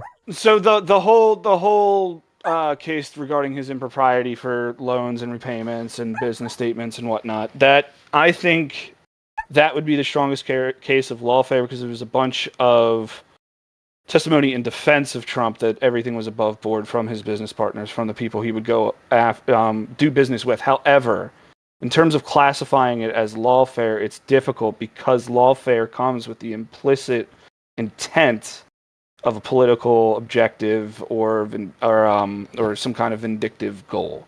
Whereas this could have just been something that was done in earnest by the prosecution leading that case to get Trump on something. Now that comes with all the contention during Trump's first term, how much people hated the man, that motivation could have been spurred by him being a president, being an asshole, for them to be motivated to then bring up these cases. There's no guarantee that had he been president or not been president, this stuff ever would have come about. But that is crystal ball shit. So to respond to that, you're talking about the Letitia James civil fraud case that was brought? Yeah. I'll just ask the question: Have you read Judge Engoron's opinion on it, or the appellate division's opinion affirming the finding of civil fraud? It's not. I'll just say no because I don't remember anything. It was all such in the time of reading it, right? I don't hold on to that information. I'm sorry. That's like, have you ever read those opinions? I find it puzzling because, well, the appellate division one just came out, so okay, let's just put that aside. Like, I just find it like, if this were really a case of lawfare, I think that people on the MAGA side would take the time, right, to steep themselves, maybe, if there was a genuine good faith feeling of lawfare, steep themselves in the facts and legal theories, or at least some, because basically what you said is, well, there's some evidence that some of his business partners were ultimately fine with some of the loans that were provided. But that's not denied, and that doesn't make something lawfare. Just because there's some, testimony as to that the loans, they probably they're okay with the loans and it turned out okay, that doesn't mean that he didn't commit civil fraud. And I touched on that, though. I said it would be difficult to classify it as lawfare because we can't establish that there was an actual political or objective or anything. But Wick asked you for the strongest case of lawfare. The strongest. And what you said was a case where we can't establish it's lawfare. So if the strongest case of lawfare is one in which we can't establish it's lawfare, it seems like that's a little fucked in terms of where your position is in this debate. You can't establish it. You can't wrap it in the verbatim definition of lawfare, but you can't also say that these people weren't motivated to go after Trump on whatever they could consider or whatever they could build as legitimate legal cases. They were better at it. They were better at bringing cases against Trump. We can only say as opinion it was lawfare. We can't actually contest any definitive definition that it was. Okay, if you're acknowledging that you can't establish that this is lawfare under your vision of what lawfare is, and that's the strongest case of lawfare, then I think that you're acknowledging that we can't establish that there was lawfare against Trump. I think that that's a logical entailment of what you just said. Let's give Palpy a chance. Do you have anything to add, or do you disagree with your comrade's example or anything like that? Go ahead. Well, no, I don't necessarily disagree with his example. I have a different one, and I in my opinion, I think it's the Mar-a-Lago case. I think it's the classified documents case. I think it was a nothing burger of a case, and that it was the Biden DOJ kind of trying to just grasp at straws to get Trump. Like, I don't even think necessarily that the goal, because lawfare, I don't think necessarily has to end with someone in prison. I think lawfare is just using the law to disrupt things or anything like that. So I think the goal, whether Trump ended up in prison or not, or he just got a slap on the wrist kind of sentencing at the end of it, even though he came out of the other side of that practically unscathed. The point was always to disrail his presidential campaign and try to keep him off the ballot. Okay, I have a question for you though, Palpatine. Okay, just real quick. You know, putting aside the legal stuff, just as normal people here, do you believe that Trump was guilty of any wrongdoing, even just morally, in the Mar-a-Lago case? No. Why not? No, well, because I think, like I said earlier, I don't think he had any malicious intent. None of the documents that he had, while they were classified, none of them were later on revealed to be like extremely classified, like stuff that would have gotten people killed or things like this. They were content to go after him, and they weren't like coming after him with like all guns blazing in the same way that, like, they would if he was like hiding a dead body or something like that. it just seemed like a straw grasp to me. It seemed like a kind of like I said, a nothing burger of a case, which again, taking classified documents with you when you leave office is something that every president who before him and vice president, and not even then, like classified documents in other positions in the federal government. People take that shit home all the time. This is the first time in my life I've never known anybody to get charged with a crime over it. Okay, so if this is your position that Trump he didn't have any malicious intent, okay, and we're not talking legally here, we're talking just morally, as morally, regular people I don't think talking he about had. it. Yeah, okay. I don't think he had anything wrong. No. So when I asked you about those 4 cases, New York, Mar-a-Lago, Georgia phone call, DC election obstruction case, and you said all of them were lawfare, I think you said that. Do you have the same logic for all 4? Is that in each of these 4 cases, not necessarily for the legal standard, but just morally, that Trump he didn't have any malicious intent for any of them? Well, I mean, no, I don't know. Like, I mean, I'm not in the man's head. I don't know what his intent was. Do I think he had malicious intent in every single one of them? Probably not. No. Why?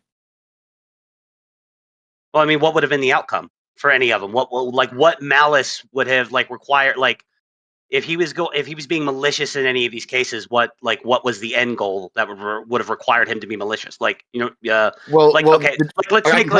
tell you if you want. Okay, go for it.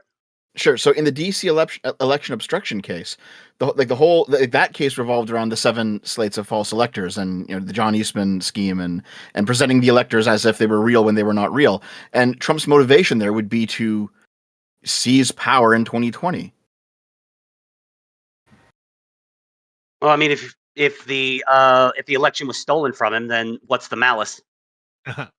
So it wasn't stolen from him, though. It was stolen from him.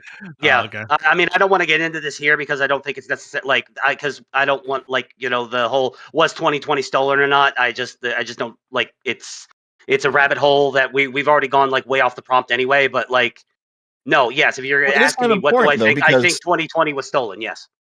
So here's the thing, because it is kind of important, because your logic seems to be that Trump had no malicious intent in the DC obstruction case, specifically because the election was stolen from him, and therefore he was.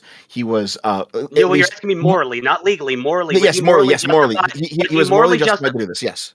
If he truly believed that he won that election and it was stolen from him, yes, I think he was morally justified to do everything in his power to try to keep himself from being military coup. Wait. So he did not do a military coup. No, I'm asking you. No, you just said anything. You would support anything. So if Trump had done a military coup to prevent Joe Biden from being authorized, you just said anything. You would support that, correct? Considering that I do believe that the 2020 election was stolen from him, yeah. Yeah. So you would have supported a military coup. Because I do not believe that Joe Biden was genuinely elected president in 2020. I do not believe that. So yeah. So do you condemn Trump for not implementing the military to prevent Joe Biden from getting into office? No, I condemn. No, I mean he followed. I think he followed what he thought to be the best, his best course of action. Obviously, it would have been It's even let's go ahead and say, for the sake of argument, that 100% it was stolen. Everything he heard, Sharpie Gate, everything that happened in Georgia with the covering of the windows and just everything, every single crazy kooky, the Kraken, all of it was true. It's still a bad, kind of optical thing to use the military. And the one thing Trump wants more, and you said he should have done it, but you said he should have done it. Hold on. Let me finish. Yeah, let him finish. But just real quick, it's bad optics to use the military. Sorry, go, please. Well, yeah. What I'm saying, I'm getting to that. So, what I'm saying is that, okay, the one thing that I think Trump wants more than anything, what he wants more than power, and I'm not saying the man isn't power hungry, because he does like power. He's been a New York real estate magnate his entire life. He likes to be in charge. He likes power. But I think the one thing he wants more than power is to be loved. And so, he's kind of in a rock and a hard place of again, for the sake of argument, let's say you said he should have done. You just said. I just want to make sure you can back away from this opinion if you want. You just said he should have. I'm not backing away from it. Okay, no, I'm telling you, you can if you want. I don't want to. Yeah. So okay. So you think that Trump should have used the military to stay in power? I understand should to be what something someone ought do, right? Something you should do is something you ought do. So he didn't use the military. He ought to have, correct? Yeah, I mean, I've said that 3 times. Okay. Yes. I think that, look, I do believe that the 2020 election was stolen from Donald Trump. and he should have used every available tool in order to get to the bottom of that theft. And if at the end of that it was revealed that no, I actually did lose, then okay, fine. Then at that point it's like, okay, fine, well, whatever, we lost, and it came out later, and well, I'll eat the crow on that. But including arresting senators and congressmen to prevent them from certifying Joe Biden. Correct? You would support that? That is, yeah, sure, why not? Because, like I said, I honestly do honestly believe that the 2020 election was stolen from him. I believe he won that night. I understand. Go ahead, Dev. I've got two questions for you, okay? I've got two questions. I think a coup was committed against him, and it would have been acceptable for him to use the military to stop that coup. Okay, I got two questions for you, okay? Firstly, you just said that you believe that Donald Trump wants to be loved above all else, right? Yeah, I do think he wants to be loved more. Like, he wants power and love, but I think if you asked him, or if you could get inside his mind, which one does he like more, I think he likes love more than power. Right, okay. When we were talking about the Mar-a-Lago case, you said that you can't get into Trump's head and divine his motivations. How are you doing it here? No, I'm not divining his motivations. I'm just kind of speculating. Okay, but still, you couldn't speculate before? I did speculate before. I was speculating that he wasn't being malicious in the Mar-a-Lago case. So I'm speculating as to. Okay, I understand. Yeah. So yeah, I don't think I'm being inconsistent here. So epistemically, you're on the same ground as all the Democrats who were reading the minds of Trump, right? Under your theory, right? In terms of what you know, you're saying he wasn't malicious. Dem say he is malicious, but you're admitting that you're on equal grounds in terms of your epistemic. In terms of our ability to speculate what goes on in the mind of a person when we don't have psychic powers, yes, we're all. You're all on equal ground. No amount of. We are all equally grasping at straws in the dark. But we get to mental motivations and states of mind through circumstantial evidence, and you would never take this ultimately agnostic view of people's intentions, right? Like, if someone goes to shoot you, you can infer that their intention is to shoot you. Now, it could be possible that there's an alien mothership that's controlling this person, but in the absence of such extraordinary evidence, we infer mental states by circumstantial evidence. So I just don't understand why you're giving ground and you're conceding that you're no more justified to believe that Trump was not malicious as Democrats are to concede that, or to say that Trump was malicious. Aren't you just saying that your explanation is no better than the Democrats? Well, didn't I just say yes? Yeah, you just said that. But why would you agree with one versus the other? You're basically saying the only reason I support Trump is because I like Trump.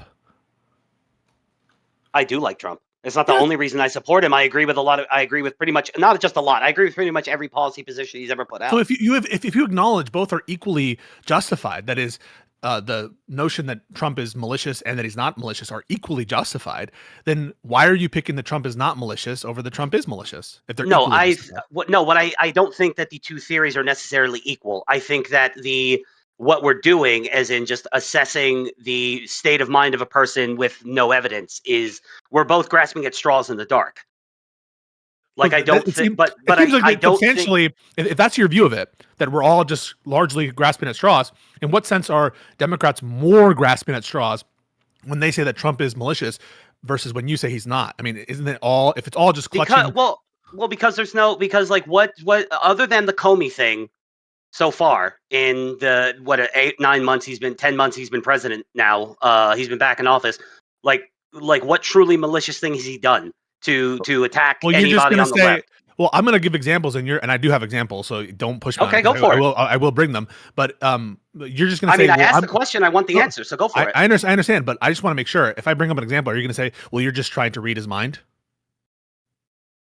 Well, no, fine. Just give me the examples. Like, what's the malicious thing? A really clear case is the Eric Adams. They dropped that prosecution. Mayor Adams, a corrupt Democratic politician, was taking bribes from the country of Turkey. He was doing so to steal funds, in addition to other corrupt purposes, to get like expensive, lavish gifts, and also to steal funds from New York City. This was a case brought by conservative prosecutors in the Southern District of New York. Trump cooks up a corrupt deal to drop that case in exchange for cooperation with ICE and Tom Homan. That is hugely corrupt. And it caused a judge basically to call out this corrupt quid pro quo. And you have Trump essentially defending a corrupt Democratic politician explicitly on Fox News for favors when it comes to ICE enforcement. Things that don't have any rational connection to each other, right? Like what Mayor Adams' position is on ICE enforcement isn't related to whether he's guilty or not of taking bribes from the Turks. And notwithstanding that fact, Mayor Adams was let go this corrupt mayor of the arguably from the conservative lights the most decadent city right in the country, the home of the blue machine and the Democrats. Trump let him go in a corrupt quid pro quo. Okay, how does that where's the malice there? What's the malice? The malice there is that Trump is undermining, thwarting the rule of law, subverting our process to go after bribery and public corruption, which Congress passed laws explicitly in favor of public corruption for his own political ends. That is to see his position, that is Trump's position, further solidified by promises of political cooperation with the new administration, and to have basically the obedience and having Mayor Adams at his beck and call. So that's the malicious state of mind, is that you are undermining the rule of law for a political favor. And if a Democrat did that shit, like imagine that, right? Imagine that there was like an indicted Republican governor or something, and Obama comes in and says, hey, as long as you convert to sanctuary city, we're going to drop the case. Would you say that's corrupt?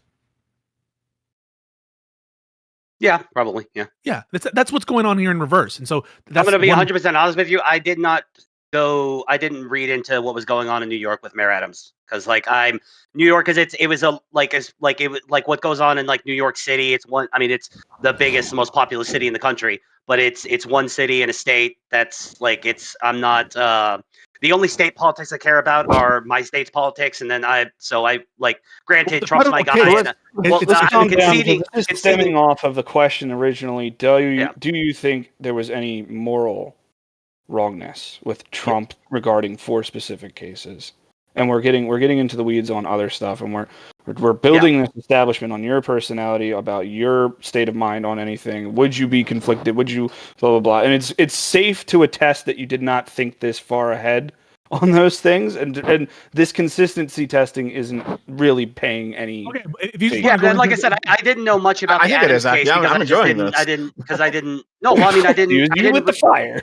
I didn't read about the Adams case. I mean, you got me there. I did I'd read that Mayor Adams was facing some corruption charges, and I didn't read too much deeper into it because I thought go to the allegation in New York corrupt. We can move off. That's all. I don't care about that. Yeah, we can move off. I can't opine. That's fine. That's fine. It's fine. So you brought up as the best example of lawfare against Trump was the classified documents case in Mar-a-Lago, and you guys got into a little bit of the weeds about did he do anything ethically wrong there? But let's just take a moment there and think about it. This is the case that every legal commentator, whether you're conservative, pro-MAG, or whatever, says is the absolute strongest. Why is it the absolute strongest? Because the evidence of obstruction could not be better. You have breaches of the attorney-client confidentiality because of the crime fraud exception. Multiple different instances of obstruction of the investigation, including going after moving the boxes. You have telephonic records to that effect. You have these communications between his subordinates saying we need to move these boxes before X time. You have the certification that they're complying with the subpoena when they know they're not, and when Trump must know he's not. So it's the strongest case. What is the evidence whatsoever that this is lawfare? Deleting the security footage, another one, yeah. Because it doesn't, because there was I don't think Trump was doing anything morally incorrect. I don't think that's he's doing your definition for lawfare. So your definition of lawfare. My definition for lawfare is using the law in order to destroy your political opponents. No. Which was the end goal of the Mar-a-Lago case. It was not to slap down Trump. It was not to gain justice for some horrible wrongdoing, some crime he committed against the country. It was about destroying his political campaign. You just said so. In response, I got a question for you here. Here, Palpatine, just real quick, okay? So, let's assume for a minute that Trump was actually guilty in the Mar-a-Lago case, just for the sake of argument, okay? Mm-hmm. In that case, would it still be lawfare? Because not only, even though he's guilty, it also does disrupt his political career. Guilty of the crime of what they're indicting. Well, yeah. So he's asking you, assume that Trump is guilty. Would it still be lawfare to go after him? No, we're assuming that, because like I said, if he, I will concede that if he did violate the law, I don't think he did so knowingly and maliciously. I mean, I understand that, okay, but after the subpoena thing, to the question though, what they're trying to get at is even if a politician, a high-level politician of the enemy team does something wrong, do you think it is lawfare to go after actual crimes by high level? Like if Chuck Schumer did something, broke the law, right? And Trump prosecuted him, would that be lawfare in your mind? No, if just keep it simple, if Trump murdered a guy today, or if Trump murdered a guy in 2021 and got busted in 2022 and was in prison by 2024, no, that's not lawfare. He murdered a guy. But Dev is not talking about murder. He's talking about the classified documents. Yeah, I've already said I don't think he broke any laws. So no, but the question is, assume he did though. Assume he did. If it's a conditional, okay? It's a conditional statement. If he broke the law, would it be lawfare? No, probably not. Okay, so the reason why people don't think it's lawfare is because the evidence of his guilt is overwhelming in that case. Overwhelming. He absolutely knew he had those documents. He was ordering his minions to move them around so that the FBI would not get them and he wouldn't comply with the subpoena. He knew he wasn't authorized because he had the subpoena, because he said he wasn't allowed to have those documents. And he knew that his conspirators were deleting footage. They were talking amongst themselves about what the boss wants. That is, the boss wanted those documents to be saved, even though he had no legal right to have them. And every legal commentator, including MAGA people, said this was his weakest case. He didn't have a legal. He only had a legal right. He stopped having a legal right to have those documents after he was subpoenaed to give them up. When he took them, he was legally allowed to have them. No, he wasn't. It's just about whether he was willful when he took them. Every single time classified documents were taken by a former president, they broke the law, right? Yes. That is yes, but it doesn't mean necessarily that they're guilty of a crime. You understand the difference?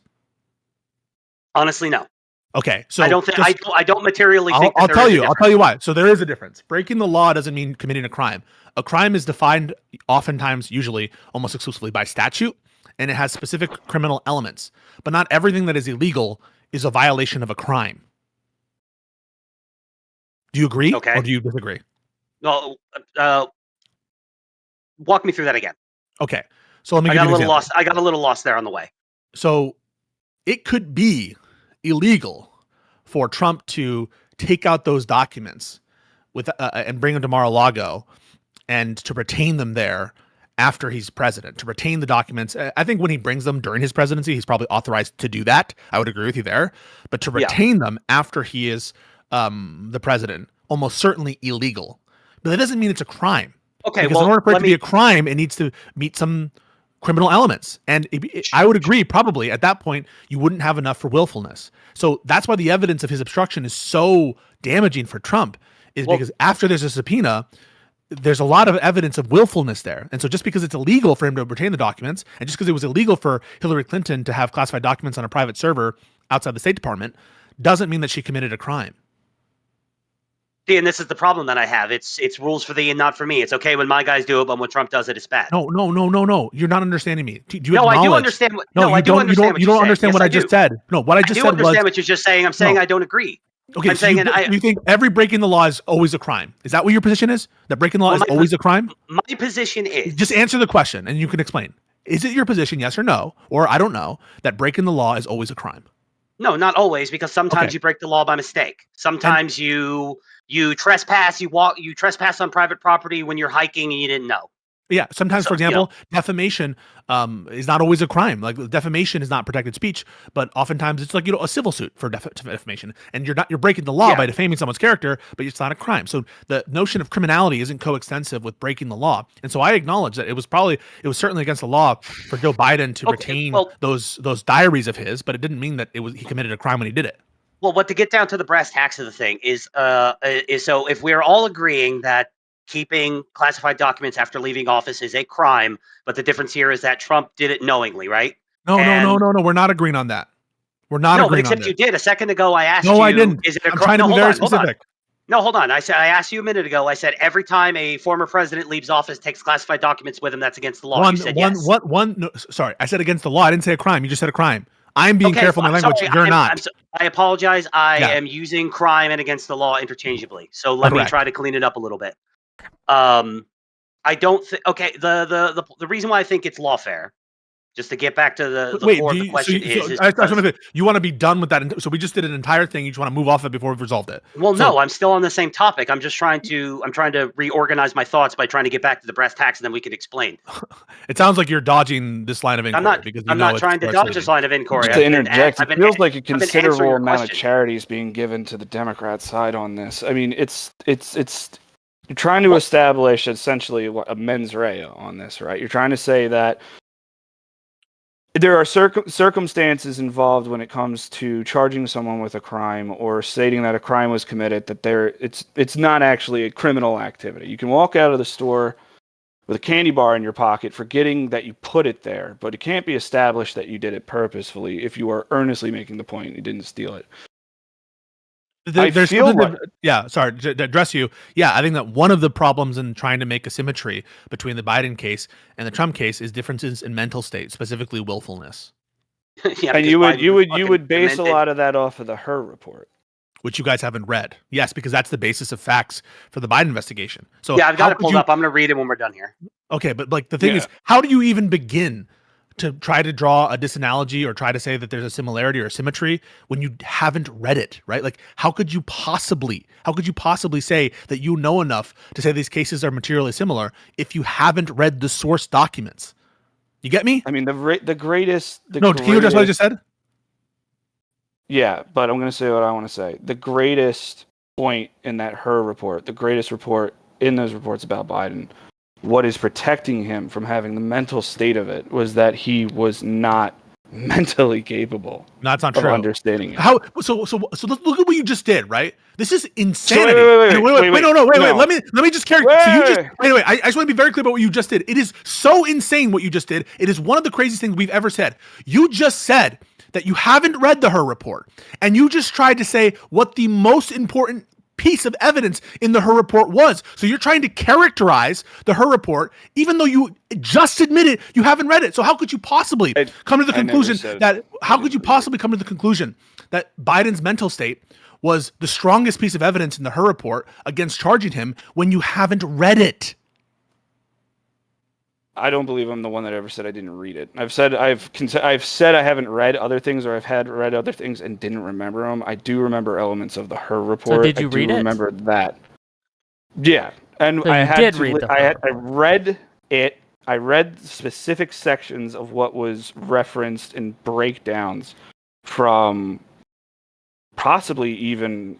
So you read Pisco going into it, and from. You read the quotes of the Her actual report in other documents and like there was news that whole reports there and was that things. whole time frame where they were reading, where there was an actual oral testimony of the Her report, and certain things were being called out, and I had to go read it for myself. It was like, what did he actually write down? This is you, by the way. You're like, yeah, I definitely read the Her report, and No, I didn't read the Her report. I just read news about the case. them. Dude, come on, you didn't read this shit. And if No, you read not it, the you didn't whole understand thing. it. And if you read it, you Well, didn't understand it. Okay. No, he literally said I didn't read the Her report. I read reports on the Her report.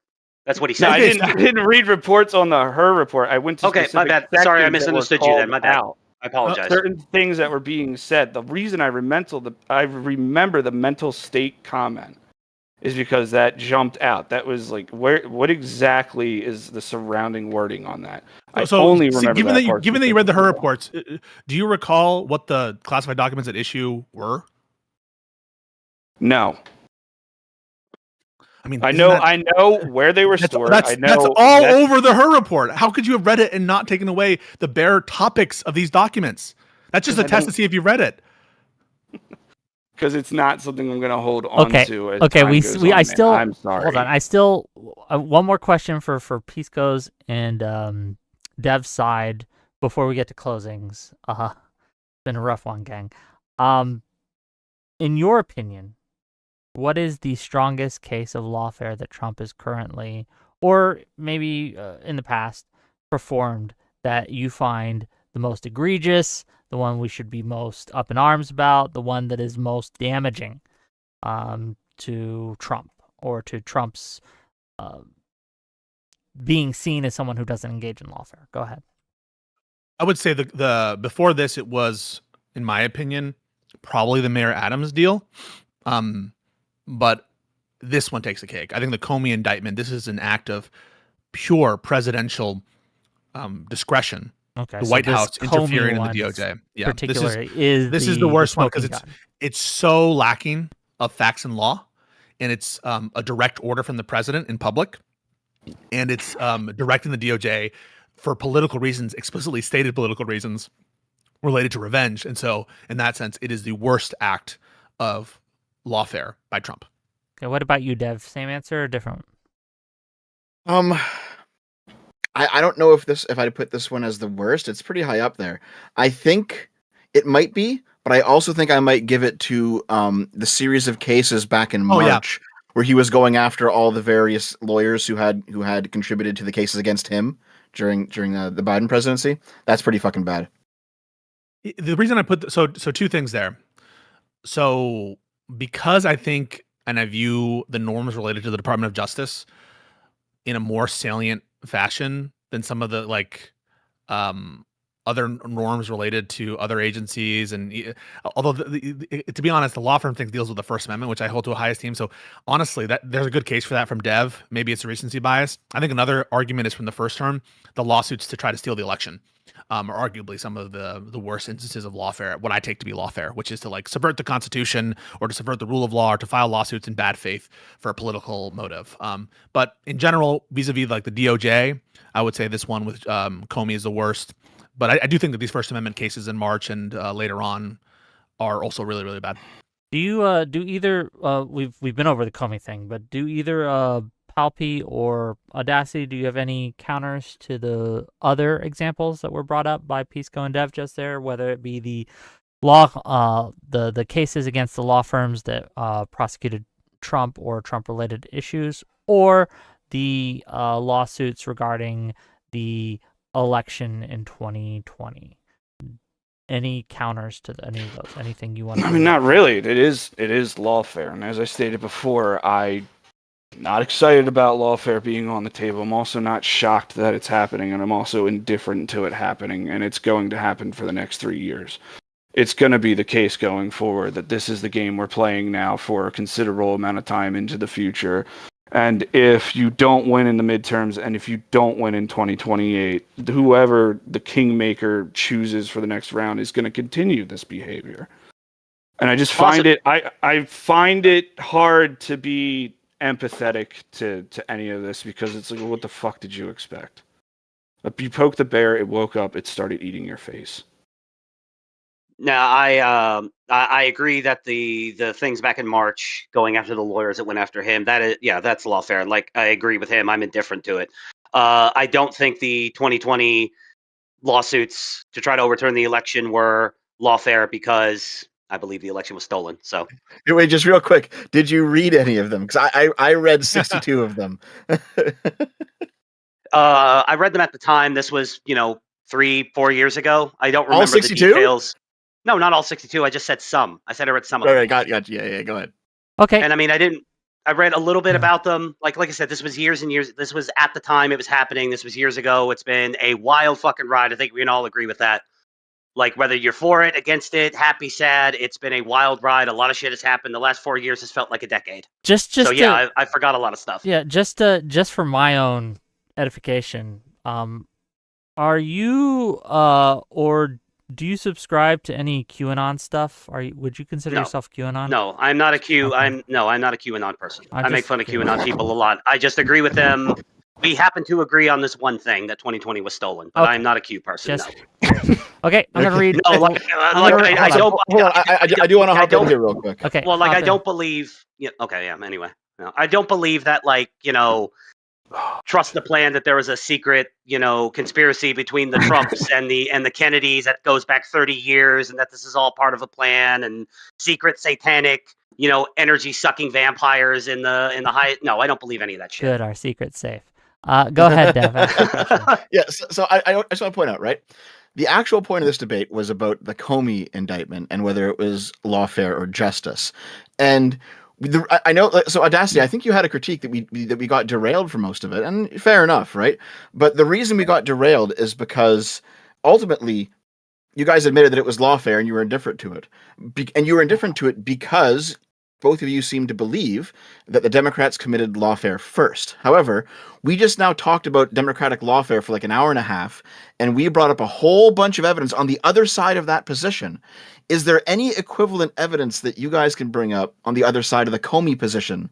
Because we have a ton of it to show that it wasn't actually lawfare. My because I started this off wrong, my evidence has been dismissed by Judge Pisco. I'm not allowed to claim the public testimony and all of the conflicting statements that were used to bring the indictment forward. Not if you can't point to them. Not if you can't point to them, right? Like, you're just saying, oh, conflicting statements, this or that. But what conflicting statement? Have you thought about that? Like, what statement are you saying is conflicting?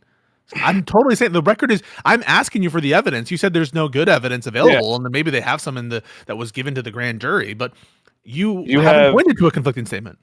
Sorry if I'm not terribly specific on this, but you have all of the testimony Comey's providing in front of Congress stating that he either did not authorize or was unaware of any authorization of information during probes or so on and so forth being leaked to the press.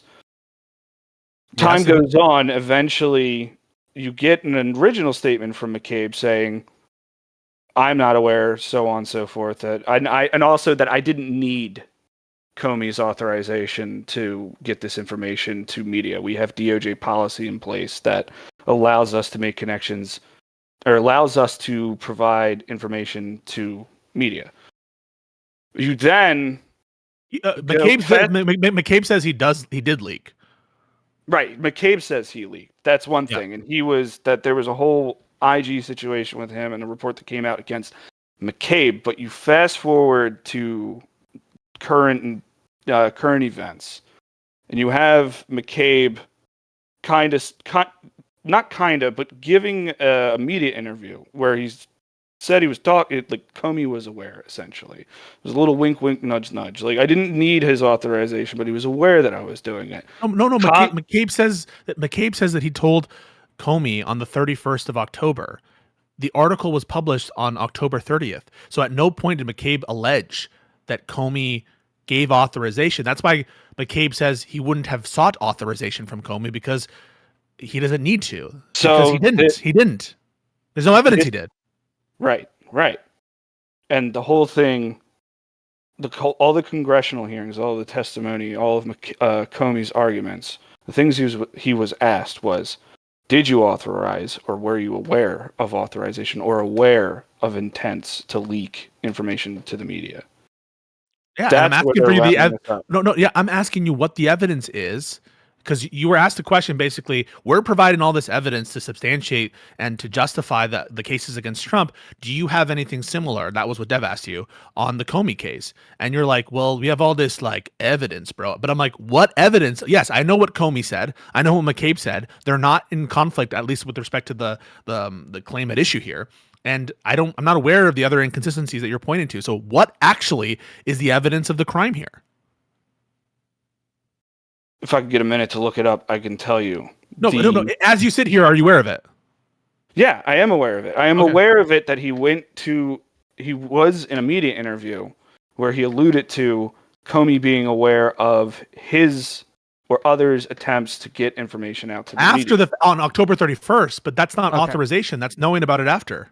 I'm gonna read these super chats while he looks up the specifics. Give him a moment to do that. Once he does that, and we'll finish this up. We'll go into closings and we'll close it out.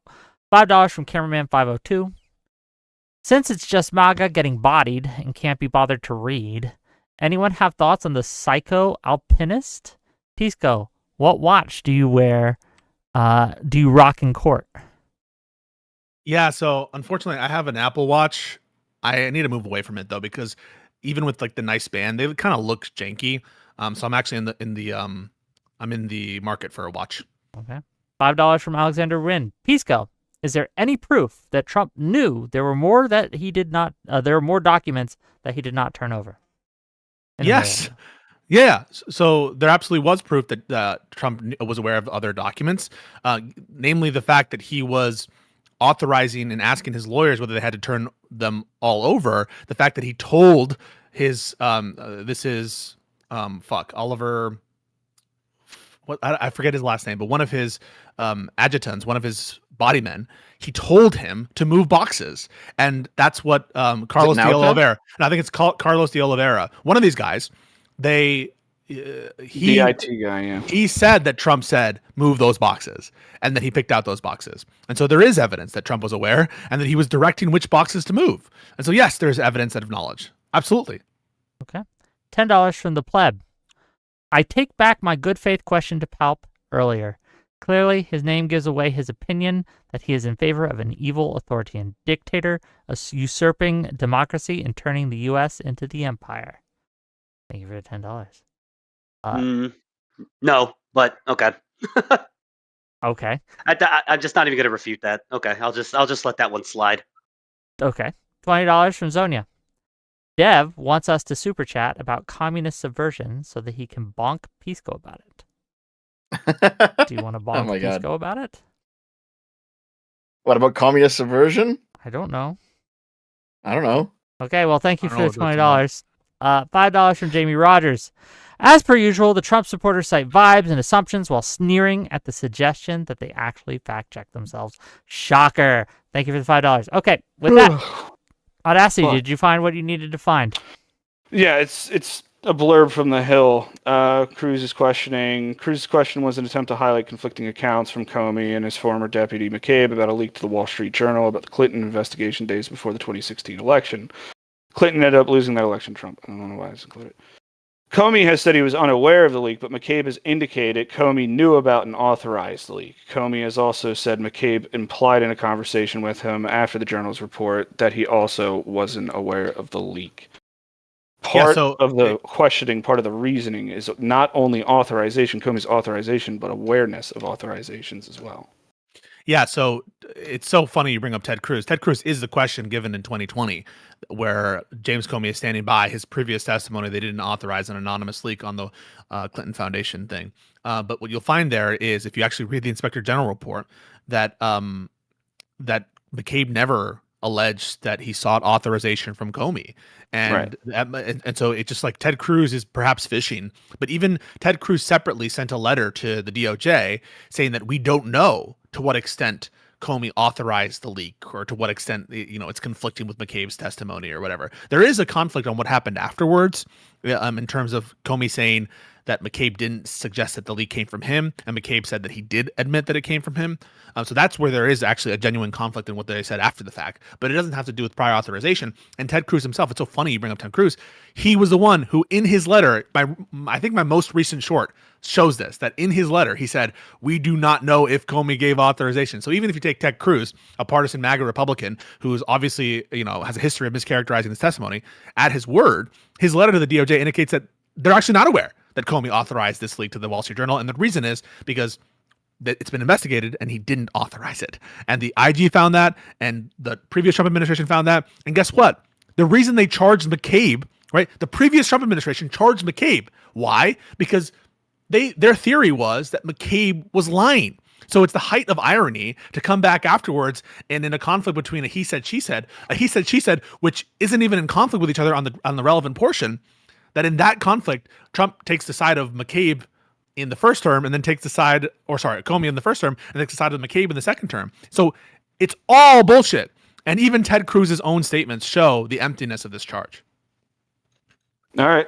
We can go off about that later or whatever, but I don't know. Later, we're ending the show, so if you have something I was about to say. now, I mean, I don't know if he wants to continue to talk. I have no idea. I mean, what's the point? You haven't read any of this shit. I mean, I'm sorry to be mean, but like you came on a stream. You don't know shit about this indictment, dude. You don't know anything about it. You haven't read the IG report about the McCabe matter. You don't really know who Dan Richman is. You don't know any of the theories behind it. And so like, I'm not like trying to be mean, but you shouldn't be on here. And the other guy, this like dickhead who wants to do a military coup, he shouldn't be on here either. But the fact that we're even humoring your opinions that are based on nothing, you're making the comparison to the Her report, trying to characterize the Her report. You haven't read it. Isn't this embarrassing? Oh, yeah, without a doubt. Okay. No, I'm not embarrassed at all. I had a great time. Okay, Yeah, well, good great. fun. Wonderful. We're going to go into closing statements. Dev, I want to talk to you about the Adam and Stitch thing after this, if you have some time. Do you? I do. That was a fun fucking time, wasn't it? I have some thoughts, but I want to get through this segment Sure, before we sure. transition to that, and they can leave if they want or stay if they want. It's up to them. We're gonna start with Audacity closing statements, and we're gonna end with Palpatine, and we'll just go around. Go ahead, Audacity. Give us your thoughts. Again, I'm just going to end it with lawfare is bad. We shouldn't be doing it. We can always go chasing the original sin of who started it. Someone could always build a strong justification. Someone obviously, to Pisco's point, more informed than me on this topic. You're absolutely right about that. I did come into this looking to have a conversation. Didn't go as planned. Shit happens. I'm sorry for wasting your time. But I am just indifferent because this is the current political climate we're in. This is going to be how things operate for the foreseeable future, and we are going to have to, honestly, unless another regime gets in and actually makes the changes and actually puts forward the legislation and the order, this is not how we're going to do this anymore. These cards are always going to be on the table, and it's always going to be how things are going to get played. Okay. Thank you for being here. I do appreciate you coming on. Yeah, thanks. I've linked to all these guys in my YouTube description, by the way. They have taken time out of their day to give us content, so please give them a follow. Dev, go ahead. Okay, so it's very easy for Republicans to say that Democrats do it and Republicans don't. It's very easy for Democrats to say that Republicans do it, Democrats, and then they don't. Both sides can claim that any evidence to the contrary has been manufactured by their opponents, that motivations cannot be known, and you're just mind reading the worst possibility of all possibilities. But it's actually not just postmodern anti-truth bullshit all the way down. There is an objective reality here. There is a truth value that we can unearth. And the honest truth is, guys, I'm sorry, but like the Democrats engage in orders of magnitude less lawfare than the Republicans right now. And that can be borne out just through honest inquiry and investigation. And, you know, I will self-shill right now. If you have a spare 4 hours and you're a Trump supporter, go watch my January 6th video. It's 4 hours because I put in every single piece of evidence, every single drop. I talked to all my right-wing friends. I gathered up a whole bunch of questions that they had, like, you know, good faith questions about the election, and I answered each and every single one of them with evidence. So if you're open-minded, if you're honest, go give me a click. I would appreciate it. And you know what? After you watch that 4 hours, I guarantee you will have at least a few more questions of your own. Okay, thanks for coming in. Check out that video, gang. Take a little bit of time out of your weekend or something. Go watch that. Pisco, please. Yeah, this debate was sad, man. I mean, it kind of ended in the first minutes where there was one of our interlocutors who said, basically, I'm not here to defend the Comey indictment, and I'm just going to trust potentially that it's possible, I suppose, that there's some secret evidence that none of us are aware of, and then eventually admitted that I'm indifferent.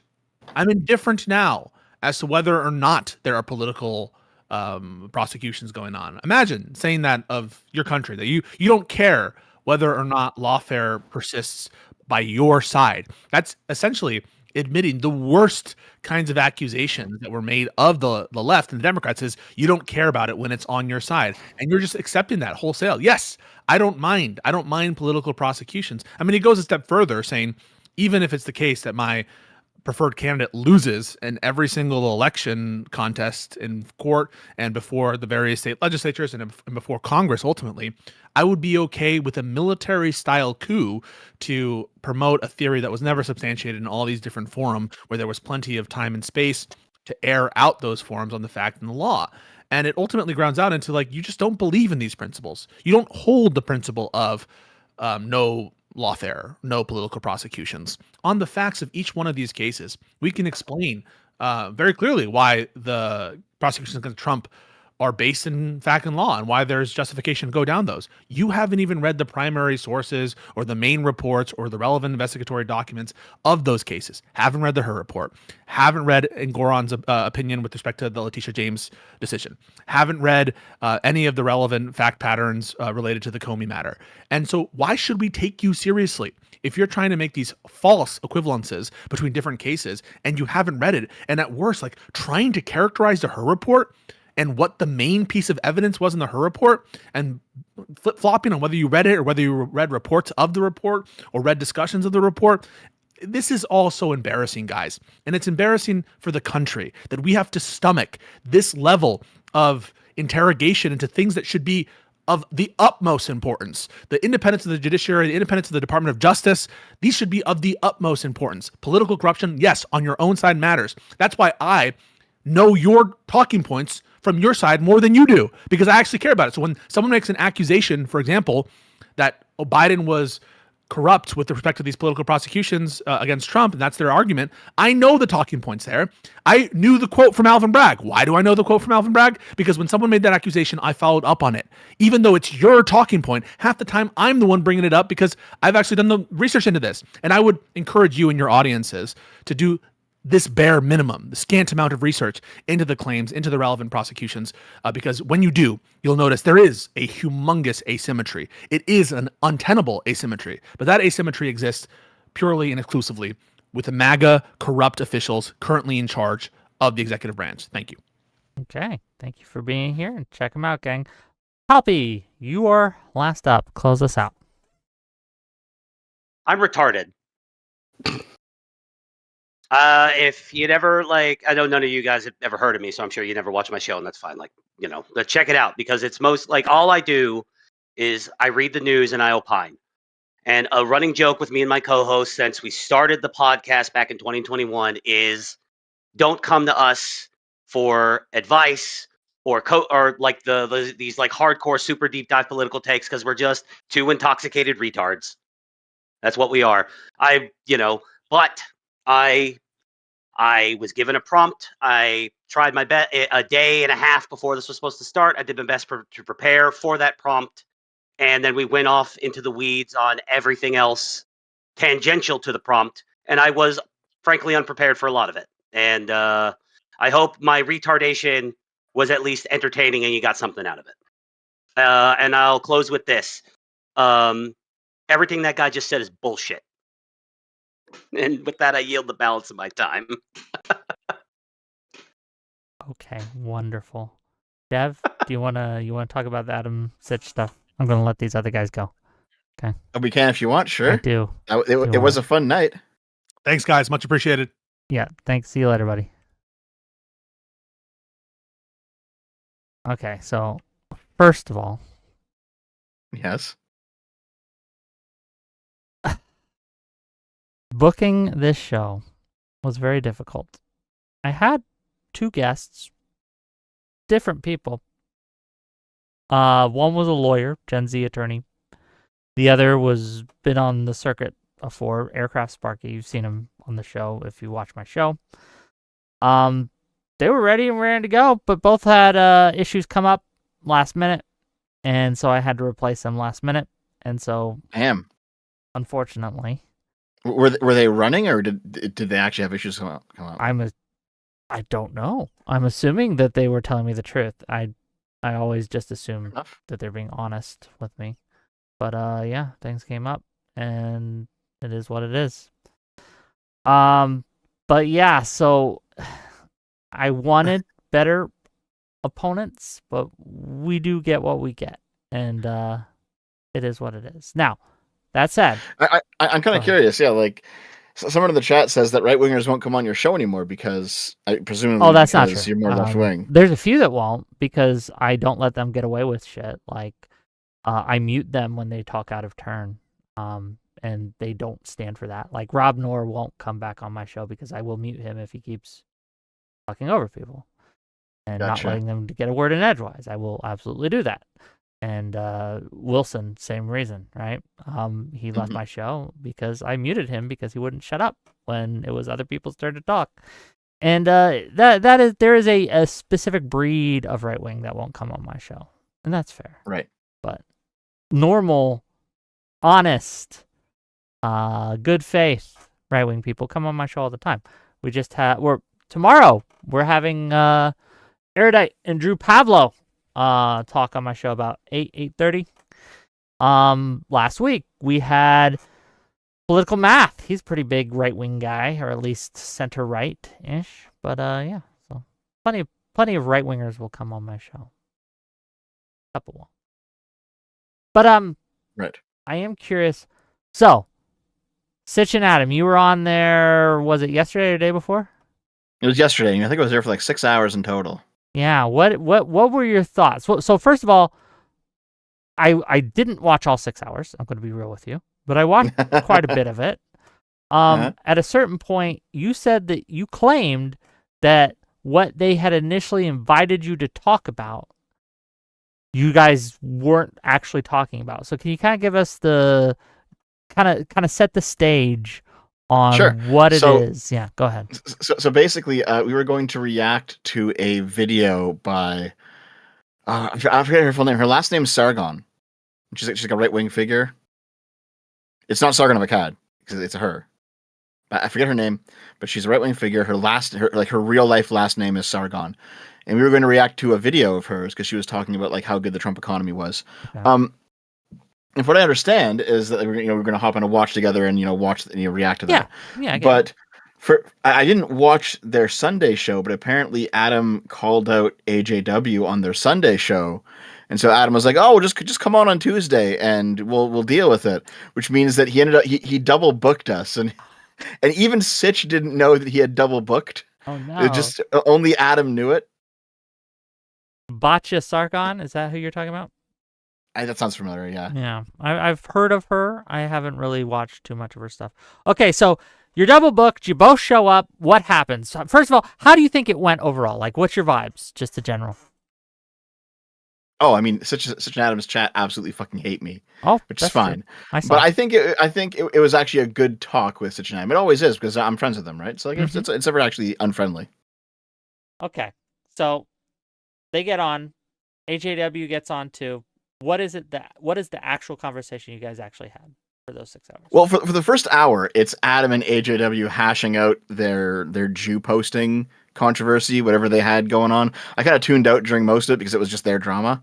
Okay. And then after that, there was the trans debate and like how how prevalent is left-wingers transing your kids actually.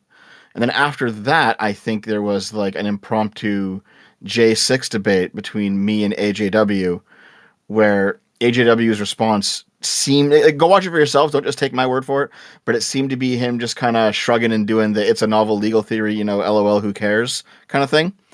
And then after that, he left and we moved on to other topics. I saw the part I want to talk about is the trans stuff. Okay. Okay, sure. First of all, are you satisfied with how you answer? Looking back, do you think you did well during that segment? Maybe, kinda, probably not. I don't know.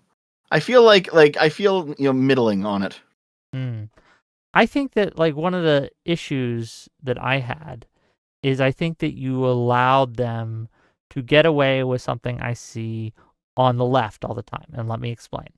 So one of the things I'll see on the far left is anytime you're talking about a topic, doesn't matter what that topic is, they will try to insert Palestine into it, the Israel-Gaza stuff. They'll always try to be like, well, we could talk about this, but you know what's going on in Israel right now, in Palestine? A genocide. Trans issues feel like that's the right's genocide, right? Every time you have a conversation, every time you try to talk about a subject with a certain type of right-winger, they will always, always, always bring up, well, now we got to talk about trans stuff too, right? And I think that that's what Adam was doing in a lot of it. And during your conversation is you were talking about stuff, and then they ask you, well, why don't you think the trans issue is important? Or why don't you think that they're kind of struggle sessioning you a bit to in the way the left would say a genocide right now, say Black Lives Matter right now. They were trying to get you to say like, say trans stuff, say they're transing your kids, say that they're going into the elementary schools and teaching trans ideology and things like that. And I don't know. I think that you just kind of I didn't take it that way. You kind of took it, buddy. I didn't take it that way, that they were trying to make me say that stuff. I didn't feel that way at all. It felt like it from a viewer's point of view. And Okay, that's what it felt like. But I didn't say it, and so there's that. You didn't. You didn't. Right? No, I mean, I basically said that, like, yeah, you get the occasional case of a weird, far left teacher actually transing some kids, and that's obviously no good. But it does not happen nearly as much as like the right wing aggregate accounts say it is, right? Yeah. Like if your entire news feed was just like libs of TikTok and DC Drano and all these fucking retards pumped into your skull 24/7, you would think that every teacher is transing every kid out there, and it's just not fucking happening like that.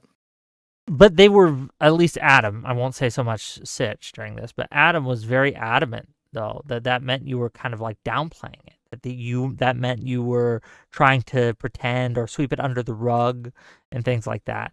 But what's a good answer for that in your opinion? Like I think Adam actually provided the good answer for that, because I don't know if you saw this part of it, but he said that there's kind of two scales here. There's how bad a thing is and how frequent a thing is. And when I say that it's not very frequent, I'm not saying that it's not bad, because it is bad. Fair, but again, it's one of those things where like, yes, it's bad, but I think that even admitting to some of the frequency, right, can get a little dicey. Now, yes, it does happen. It has happened before. But much like it was a mistake for a lot of people to tell black people, like, hey, if you go outside, a cop's going to shoot you. Any interaction you have with a cop, your life is in danger, right? They kind of portrayed shootings as much more common than they were. And we saw the results of that, and how a lot of people, it changed how they interacted with cops in a negative way. And a lot of black people or minorities had a lot of fear when they really didn't need to during certain interactions and things like that. And it made, I would posit, society in America a worse place. I think the trans stuff does that too for the right. Yep, that makes sense. It absolutely has poisoned people's brains, and they are looking for, it's like a treasure hunt now. Much like the woke stuff was a racism treasure hunt, where they were trying to find the racism in every interaction, trying to find the racism in every kind of organization or institution or lesson or things like that. Now you have the right doing the same thing with trans ideology. They'll try to find the trans in every single bill, law, class, institution, organization, etc. And it's a treasure hunt. And doesn't have to actually be anything about trans ideology, but if they can paint it as trans ideology adjacent, that's good enough for them. Like, oh, there's an LGBT flag in the room, they're teaching trans stuff in your classroom. And I wanted to talk to you because I don't know how to fix this, and I wonder if you have a suggestion on how to fix. I actually think that you actually just laid it out pretty nicely. Is that if you're talking to somebody who's, let's say, center right, and you say, look at what the BLM shit did to black interactions with the police. Now map it on to the trans stuff and right wingers. I think that's actually a good comparison to draw. Okay, man. I just wanted to talk to you a little bit about it. I don't want to keep you too much. Do you have any thoughts or anything other than that you want to share on this? I mean, no, like I didn't view it as a particularly bad conversation. It's not like I'm enemies with Adam and sure, such or anything. Of course not. I'm not trying to suggest you should be either. Right? I just it was a good faith conversation, and we still had laughs at other parts of the day. So like I didn't think about it too hard, to be honest. I didn't think it was going to be a big deal. They did clip it though, right? Like the trans stuff was their video. I did see that. Yeah. It's kind of. But here's the thing: like, I looked at the comments, and like a good chunk of them are on my side on that. Not all of them. There's I didn't definitely see the some comments, but I was in chat, and chat was not on your side. No, I'll say that. But a lot of chat and some of the comments definitely have dev derangement syndrome. Why do people hate you now, though? Because that isn't something I just see in Adam and Sitch. I see it a lot in areas where I associated with you, like in different parts of the internet that I thought, oh, this is where Dev kind of hangs out and where I've seen him before in a lot of ways. Now they just hate you, man. What did you do to them? Well, I think it's true that former fans become the worst hate watchers because they feel like you've backstabbed them, right? And I really do think a good chunk of it was me walking away from Sargon, because I've seen a lot of people who are former fans and who now do hate me, and if I can actually get them to talk about it, because usually I can't, but when I can, they say stuff like, "What happened to you? You've changed. You've backstabbed everyone. You've betrayed your principles." It's all stuff like that, and then I'm just like, listen, you never actually watched my videos then. You saw me on Sargon streams, and you saw me on Arch Warhammer streams, and you saw me basically being one of the side characters, and like an orbiter in their community, because they're much bigger. Both of them are much bigger than me. And so you thought that I politically aligned with them on every single thing. So even though, like, you knew who I was, you might not have watched all my videos, and you just assumed that I had a similar opinion to Sargon on like most political issues, but I don't, and I didn't back then. Like, there's videos from 2017, 2018, 2019 where I'm giving consistently liberal takes, and those haven't changed. So I think a lot of it is just it is the fact that I've now spent nearly 2 years disentangling my community from right-wing insanity. And there's a lot of people who have decided to remain insane. When you say right-wing insanity, I think I know what you mean, but I'm just curious. Right? Like, can you define it? I mean, like all of the conspiratorial nonsense that came out as a result of like the COVID lockdowns. There were so many people who were like center-right reasonable people who completely lost their minds while being locked down, and they thought that it was never going to end, and it was going to be the new normal, and you're going to have like vax passes that just to leave your fucking house and all this crazy bullshit. None of it ever came true. And now there's lots of criticism, I think, of government policy during the COVID era, but a lot of like the worst stuff did not come to pass, but it didn't matter to these people. They basically came out of it mind fucked, and they've remained mind fucked ever since. I agree. I have seen a marked difference in how people who are very on the right view the world and interact with the world pre-COVID versus post-COVID. I worry that it's unfixable. I worry that these people are unreachable. I don't want to believe that. I don't want to think that. But I don't know how to overcome this idea that someone has taken the worst possible outcome that could have happened, pretended it actually did happen, or that they wanted to, and it was only by the grace of Trump that they was stopped, right? And they're just going off of that worldview. I don't know how to correct that. I don't know how to fix it. Well, to be honest, those two guys today were probably maybe less extreme, but still examples of that type of thinking, right? That shocked me. I think the election was stolen thing, right? Like, he didn't want to get into the weeds of it, but I kind of did with him. I kind of did want to talk to him, like, okay, well, why do you think that? Like, what do you believe? I've talked to other people before, right, that I would consider reasonable. And during the course of conversation, they'll bring up the fact that they think that the 2020 election was stolen. And I don't know. I just don't understand it. I don't get it. I can't process that level of brokenness. I don't know, man. I don't know. Yeah, I do think a lot of them actually are just unreachable. I mean, maybe if we ever actually manage to get Trump in fucking prison for all the shit he's done, maybe that'll help, but I doubt it. I think honestly just the millennial right wing is just fucking gone. and we're just gonna have to wait until they hit 90 years old and they all die off, and then maybe I think they're like permanently fucking gone. So like I had a debate with Sargon over the fucking like J6 Trump was stolen thing. And it went the same way. Like we go through all the evidence, we go down to the very bottom, and he justified it the same way that that Palpatine did. It's like, well, he was stolen from, so it was all justified. And it's like you can't reason with someone like that because there's no actual reasoning happening.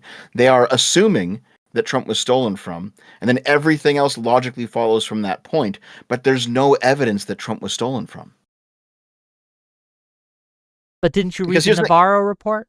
Right? And they'll just it's kind of funny because if Trump actually was stolen from, you can, if that were true, everything else you can kind of understand. And it's like, oh yeah, maybe he should have done some of that stuff. Maybe he should have. It becomes much more reasonable. But the issue is that he wasn't. And the issue is that they do not believe in the objective reality. And here we are. Okay, Dev, is there anything else you want to talk about while you're here? Any thoughts, any issues you have with me or anything like that? Otherwise, I'm going to let you go. No, I don't think so. I mean, I think in terms of what happened with Adam and Sitch yesterday, I never met HYUK before. I don't think I even knew who he was. I heard of the name once or twice, but like really, didn't know who he was. Mm-hmm. I know like an hour after he left, I called him slimy on the stream, and the chat like erupted at me. And Adam was like, "Do you feel he was slimy? Do you stand by that?" Yeah, Adam was like, "You can't call him slimy after he left, Dev." And I mean, he felt like it. I'll just say it again. He felt like it. It's okay. Like it was my first impression of him. Maybe he's actually a nice guy, but like after I had that conversation about J6 with him, where he just kind of like had the sheepish smile of, I know what happened. I'm not that stupid, because he doesn't seem like he seems like he's a smart guy, but he's like, yeah, it's novel legal theory. Who cares? Doesn't matter. And the smile on his face, I was like, that's a kind of a slimy smile. And I didn't understand what I was feeling, but like an hour later, I had kind of worked it out, and I was like, oh, that's what that guy is. Okay, I understand now. I had a conversation with a gentleman by the name of Political Math with Erudite and Eucharist, and he made a statement that was interesting to me, and it kind of played into something that I've been thinking for a long time. The statement he made is, if I came out on this stream and I said I was going to vote for a Democrat, I would lose all my influence on the right. Because we were talking about stopping Trump, and he agreed that Trump needed to be stopped. And I suggested to him, well, the best way to do that, I think the only way to do that, is to vote for Democrats in the midterms, right? If the only way that Trump is actually going to be stopped is if we get legislative, if Congress does their goddamn job, and the Republican Congress isn't going to do it. So we need the Democrats to step up, and to do that, they need more seats. They need control of the houses, of the House and the Senate. And so I suggested to him, like, if you are serious about that and you do believe that Trump needs to be stopped, that's how you do it. And he wouldn't commit to it, in part because, and I think he's correct here, if he did say that on my stream that he was going to vote for a Democrat in the midterms, a lot of his audience would just, well, they'd do what they're doing to you, Dev, right? Yep. And I wonder, and I don't know, I've never talked to AJW before. I know who he is, right? But I've seen him on a couple things. I think perhaps the reason he doesn't say it, even though he knows you're correct, is because his audience will just leave. They'll just go. And I think we're stuck in a situation where a lot of people, influencers, are being held hostage by their audiences. And if they step out of the Trump bubble, that's it for them. They'll be canceled, ironically. Yeah, no, I think that's true for a lot of them. For example, I know it's not true with Arch, because he has in fact given some like non-right wing takes, and his audience has been mad at him, and it hasn't mattered. He just keeps on. And with Sargon, I think it's different, because Sargon focuses on European politics and like British politics, and I'm sure progressives don't want to hear it, but the right wing has a much stronger claim when it comes to UK politics, because some of the shit the left has done in the UK has been fucking insane. And also they don't have the election theft problems or any of that shit, right? Like it's a different political situation, and he focuses mainly on that. When he talks about Trump, he's almost always wrong. When he talks about the UK, he's right a lot more than I think left-wingers are comfortable with or give him credit for. I just don't know But- enough about the UK to comment on his comments on the UK, right? So I can't. Right? No, yeah. But it's just one of those things where, like, because Sargon's particular flavor of right-wingism is not solely anchored into Trump, he can actually, if he wanted to, say negative things about Trump and be okay. I mean, he doesn't, but he could, I think. But I think like a lot of people who are basically only online personalities, like for example, libs of TikTok, even if they wanted to say something anti-Trump, they can't. Well, it's the reason a lot of them shut up about the Epstein stuff too, right? Like a lot of them just, most of them stopped talking about it, like almost immediately, almost overnight. Not all of them, to be clear. There was a few that were still, and few that still are pushing it, right, and quite mad at Trump for covering it up and things like that. But there's a sizable portion who just shut up because they knew if they kept pushing, that's their audience just goes. And I don't know how we're in this kind of trap, right? This trap where the influencers are giving and poisoning the well in a lot of the ways. Like after the Mormon church got shot up. I don't know if you saw this, but they scoured the guy's social media history and they found him with a Trump shirt on, right? Now, again, we don't have any information on whether or not him being MAGA had anything to do with him shooting up a Mormon church. We don't know.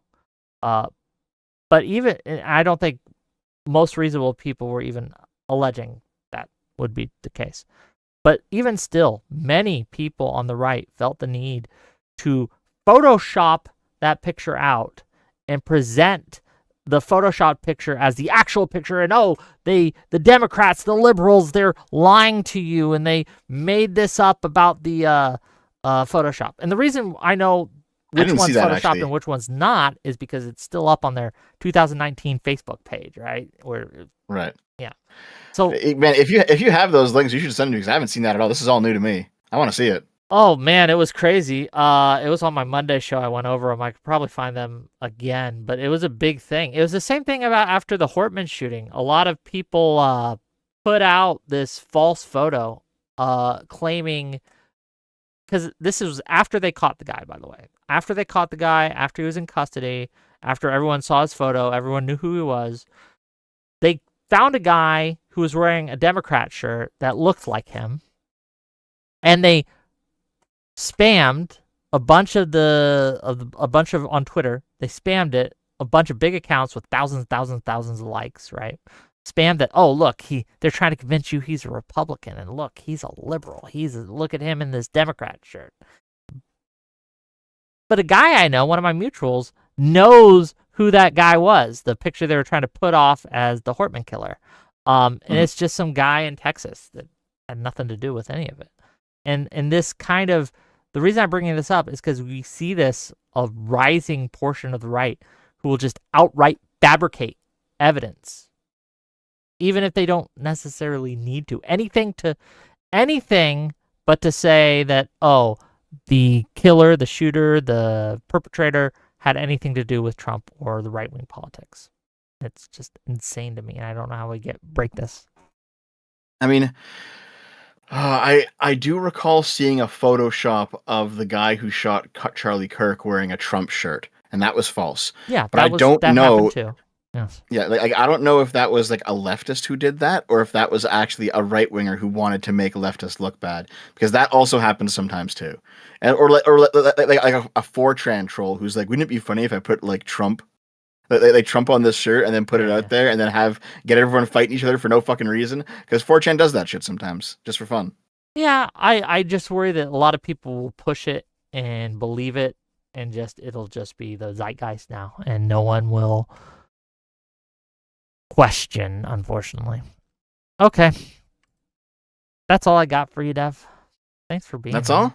That's it. Unless you have Yeah. more, right? I didn't plan for the after show. I was like, I just wanted to talk about it. yeah. And I You, wanted you to just wanted to struggle session me about my friendship with Adam and Sitch. Did I I understand. Hold on. Okay, this is going to be one of those words that people use, like gaslight. No one uses gaslight correctly, right? A lot of people don't use gaslight correctly. It's one of these words that people just don't use correctly. Do you think I was struggling sessioning you? No, I was joking. Okay, I was okay. fucking around. Because I saw this, and the reason I asked, because I saw a conversation between Ryan Mullally and Erudite last night, and that went off the rails almost immediately, and it didn't need to. Both of them were miscommunicating with the other, but on Ryan's side, Ryan was certain that Erudite was struggle sessioning him, and that's not what she was doing. She wasn't trying to force him to admit his wrongdoings and things like that. It was a more of a why, like a quest for truth, if you will. But both of them were doing it wrong, right? Both of them were missing each other and assuming the other had different intentions that they did, and it went crazy, and it was just so frustrating to watch. So you triggered me a little bit. We're going to use another word that people overuse, right? When you said the struggle session stuff, that's all. Okay, I understand. Okay. No, I mean, like, there's no drama or anything. I feel pretty good about I guess tonight and yesterday. So Good. No, I'm sorry I didn't have better or stronger, I should say, people, but this is the nature of the game. Thanks for coming on, man. I'm gonna let you go. I think on this topic they don't exist. It was very hard. Even the ones I got initially, it was very hard to find it. Like my go-tos for lawyers, on the right, were like, nah. This is. I'm not defending this shit. Yeah. I'm not fucking doing it. They're like, nah, we're not doing any of it, right? So Nope. fair. Nope, fair enough. But I did think it was worth having, even with. I do think that tonight was productive, for lack of a better term, because I think Maybe. there are a lot of people who think like Palpatine does, and it's good to see that live. Does that make sense? No, I know exactly what you mean. Like, it's easy to have certain thought processes, and they make sense in your head, and it's even easy to write them out. But then to have to say them, it feels different. When they're coming out of your mouth, I think there's something psychological happening there that it feels different, and you're like, oh, I actually sound like a fucking retard. Well, a lot of them just don't go into places where they're seriously pushed on any of it, right? And one of the things that the left does that I think is a mistake, and it's kind of aiding and abetting this kind of behavior, is instead of going through like Pisco did and like you did at various points, and showing them precisely and exactly where they're wrong and why they're wrong, and trying to hold their feet to the fire, all the left does is say, you're fascist and stupid. And they're like, no, I'm not. And that's as deep as the conversation ever goes, right? And to be clear, there's a place for that. There's a time and a place to just call someone a stupid idiot. But I think we overuse that. Does that make sense? No, I completely agree with you. Yeah. There's definitely a tendency to purity test, right? It has come to the right now, but it's been on the left for a very long time, for like 10 years now. Well, that's another thing. Like, I can't say that people back in 2018 or 2016 or 2020 even were wrong when they say that the left engages in a lot of canceling and cancel culture, and a lot of the cancel mobs came from a left-wing direction, whether that be in academia or online or in the workplace. That absolutely was true. But again, I think that as we're seeing, the right was like, okay, well, now we're going to do it too, because we're mad and we're angry and we feel affronted and aggrieved, and now we're going to get you with the same tools. Some of them have actually been aggrieved for real. Like they've definitely suffered. Some of them, yeah. I know, like Erudite actually talked to Arch, maybe last week or something on her channel, which was that was very, it was strange to see the two of them together because they're so very different in politics and very different areas of the internet. But I brought them together. I made sure they met each other. So they had this 2-hour conversation.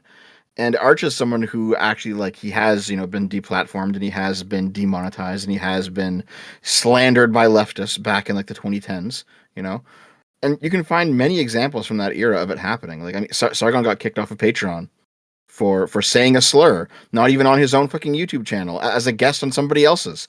And a whole bunch of people mass reported him. And then Patreon was like, yep, you're gone. And all of us said, that's ridiculous back then. But all the leftists just laughed. They just laughed. So you now see right-wingers 10 years later saying, fuck you, we're going to get ours now. And I understand, even though it's bad, and even if they might overplay their hand sometimes, I understand why they do it. But unfortunately, I also understand the results of them doing it. Like, I get why they're doing it, but just like I understand why someone would be so angry to do something that's going to hurt them later, it's going to hurt them later. Like, the left, even those of us who push back against it, some of my compatriots who stood up against cancel culture from the left are looking at this and say, well, why did I do that then if they're just going to do it now? And it's true. Like, even today, or not today, but yesterday, I made a post about defending people's free speech, even if there are enemies. It was just a reply to someone. And I got some replies saying, well, you had a chance to do it back when you were in power and stand up for the right. Why didn't you? And I have a host of content, 2 years of content from 2022 to 2024, where I did just that. But none of it mattered. It doesn't matter if I stood up against my own side. They don't care. They're coming after me anyway, right?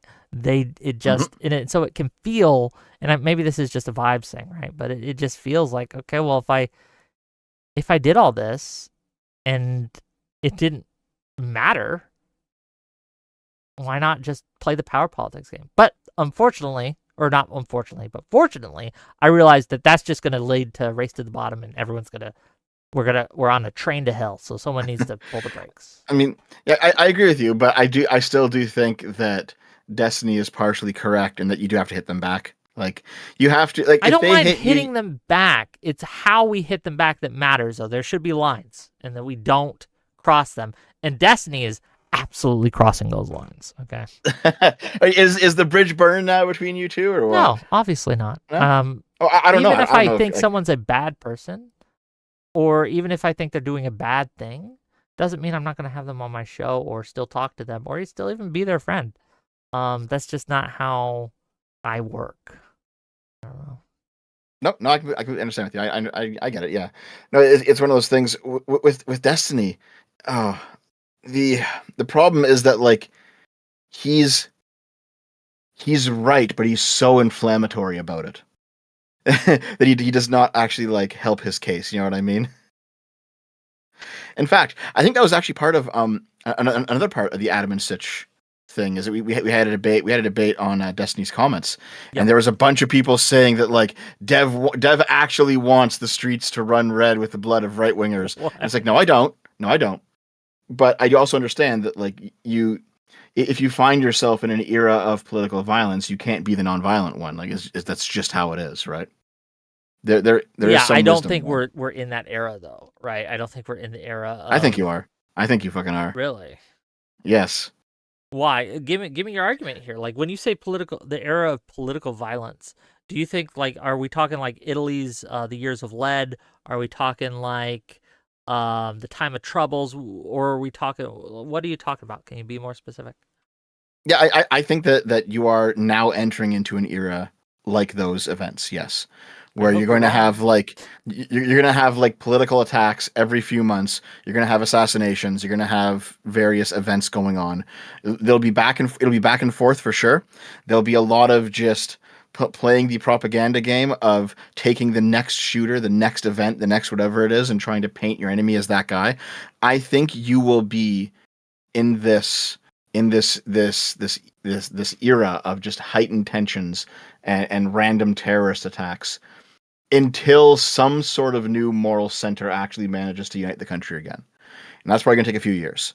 So this might just be, Donald Trump season 2 might just be the season where people are getting shot, like, on a regular basis. But I think even in that even in that like climate that you just described, you still should not engage in the political violence, because part of a new moral center coming to power and ending it is the center that doesn't do the violence, right? You have to be the part of the group that has not engaged in this tit for tat bullshit. And Well, not if you lose. If you lose, you're not coming to power at all. Okay.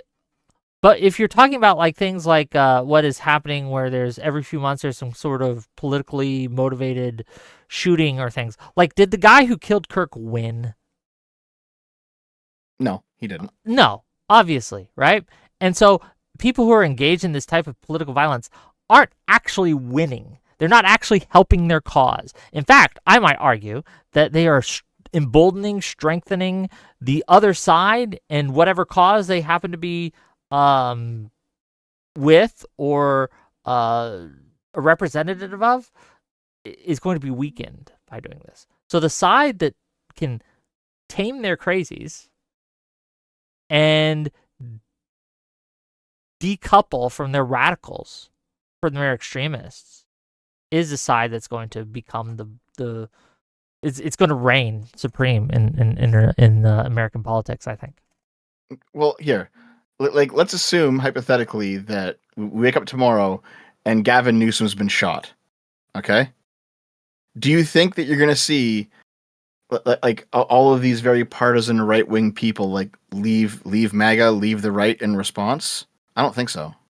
I do think that a lot of them, well, maybe not a lot, but I think that there's going to be quite a few who would just a pox on both of your houses. I'm staying out of it now. I do think that there's a majority in America who absolutely abhors political violence. And if they see an act like that, would absolutely just turn it off, right? They'd just disengage. And I think that that's happens on the left too, right? You saw that happen with a lot of the people after Trump's assassination attempt, the first one, right? Or the assassination attempt on Trump, I should say, that just kind of disengaged. And I think that's, again, one of the reasons we had lower turnout in 2024. And a lot of people just didn't go. It's one of the reasons, not a major reason, right? Not the most reason, but it's one reason why some people just didn't show up. I don't know. That doesn't logically track in my head. It's possible it's true. I don't know. Well, why doesn't it logically track? Like, because my logic here is that my assertion is that a vast majority of the American public abhors political violence. They do not like it, and they will punish the side that they feel is engaging in it more. And so when they see someone that is otherwise on their team engage in this, there is a likelihood, I would consider it even a high likelihood, that they'll just throw up their hands, disavow, and engage less with that side. What's the flaw in the logic here? Where am I wrong? You're not necessarily wrong. It's just that when I think about why the Democrats lost 2024, I always think that it was because they subbed in Kamala last minute.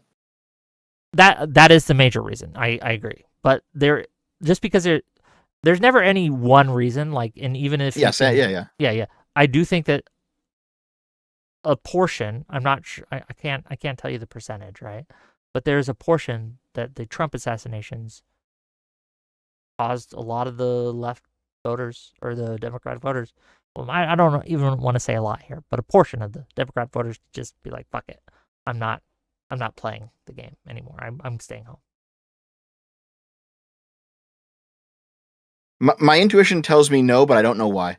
I can't give you a reason. Okay, it's just that's fair. I mean, I could be it's just wrong. a vibe.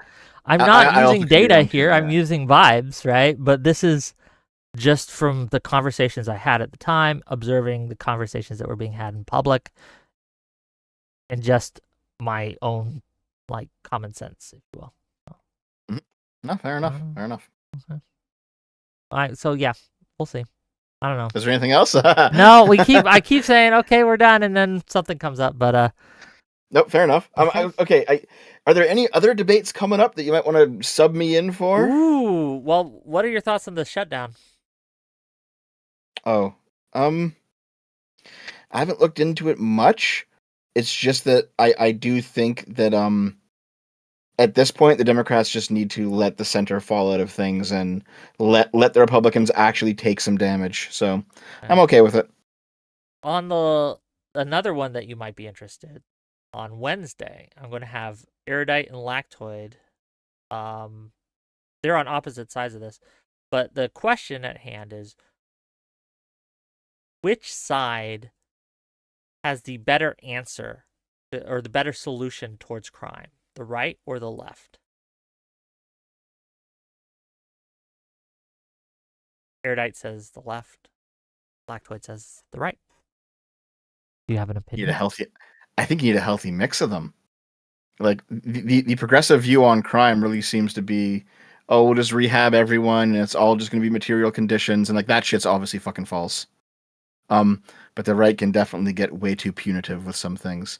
Like I think there's a good solid argument for the idea that you can't only rehab the criminal, you must also somehow pay back the person who has been wronged, and that sometimes means punishing the criminal. You know, it has to be both. It has to be some punishment and some rehabilitation. Well, it sounds like you're on the right wing side of things in this. Is that the right wing position? Because I was Well, under the no. impression Well, it depends. Depends on the right wing you go into. But like Lactoid's position are things like, I think things like 3 strikes laws, and actually arresting people for violent crime for a lengthy period of time is the solution forward. And for repeat offenders, just simply take them off the streets permanently if needed. Seems to be like what you're saying. Maybe I'm wrong. I mean, yeah, I don't disagree with that. I understand the impulse to say, hold on, what happens if the government is wrong? Because the government's wrong all the time, and you know, maybe sometimes you're going to start throwing away people who are innocent. Fair enough, right? Like I don't want to just say that that's not a concern, because it's a very serious concern. But at some point, when you have enough crime, you have to start doing something about it. You can't just be like, oh, what if we're wrong, and then like no one gets punished, right? Fair. Well, you asked what I had coming up. Someone in the chat says you can't just punish people for the sake of it. Well, no. Sometimes it's not just for the sake of it. Like there is I think a good principle here that like if it's your child that's murdered, right? Then you can't just rehab the criminal and then call it even, because there's still a debt that has to be paid to you. You know what I mean? I agree. I do worry though that a lot of the responses, because the reason why we're doing this debate is Erudite made a tweet. I'm sure you saw it. It went viral, blew up. A lot of people responded to it, where she was quoting someone who was talking about the train murder in Charlotte. And she said, and I'm going to paraphrase this because I don't have it up, unfortunately. Basically, the right has no good solutions for this. They can't really reduce crime like this. They won't even fund school lunches, for God's sakes, right? So how they gonna fund anything that would be needed to deal with this? A lot of people responded to her and said, "Oh, we should just kill them. We should just kill them." I wouldn't say that. Yes, I think, but there is an actual conversation here. There is an actual conversation here. Does the right have good solutions? Right? Do Republicans have good solutions for crime, or are they better than the Democratic solutions? And then it's worth a debate. So the thing is, like, I think you do have to do both of them. Like, you have to be tough on crime, but you also have to definitely like fund the asylums and stuff like that. You can't just do one half of those things. Yes. Well, you were being a centrist. Let me read some super chats, and then you can decide if you want in on it. If you do, I'll throw you in. I could use. Well, I can talk to you about it after the stream too. Yeah. I could use a good, solid head person on Lactoid's team, right? I can get someone for Erudite easy on the left, but it's someone on the right. I'm not on the right, and I'm friends with Erudite. Yes. $5 from Lawson Harrison to say, HYUK, I think you need to make sure that next time all the panelists actually care about the stuff they say. Good stuff, though, brother. We already went over why that was a thing. And I think they did care. I don't think they were lying. They weren't being disingenuous, right? They actually did think what they said. So here we are. $5 for Alexander Wynn to say the conspiracies never came true, but they still believe every one of them in regard to the COVID conspiracies. Yes. And then $10 from Alexander Wynn to say they are literally incapable of interacting with objective reality. If you ask them to even conceive of it being different than they think it is, they have to outright reject it. Or reject it outright. Yes and no. Look, we're painting with a little bit of a broad brush here. There are plenty of people on the right who are reasonable, who all will sit down, engage with reality, admit when they get things wrong, all these things. There are just less of them today than there were 5 years ago, unfortunately. I don't know. Okay. Dev, thank you for coming on. And let me know if you want to be Team Lactoid for Wednesday coming up. So That's tomorrow? Wait, no Taste Wednesday. Fuck, that's next week. Okay, yes, Jesus. next week. All right. Okay. Okay, I'll see you later on. See you later. Bye.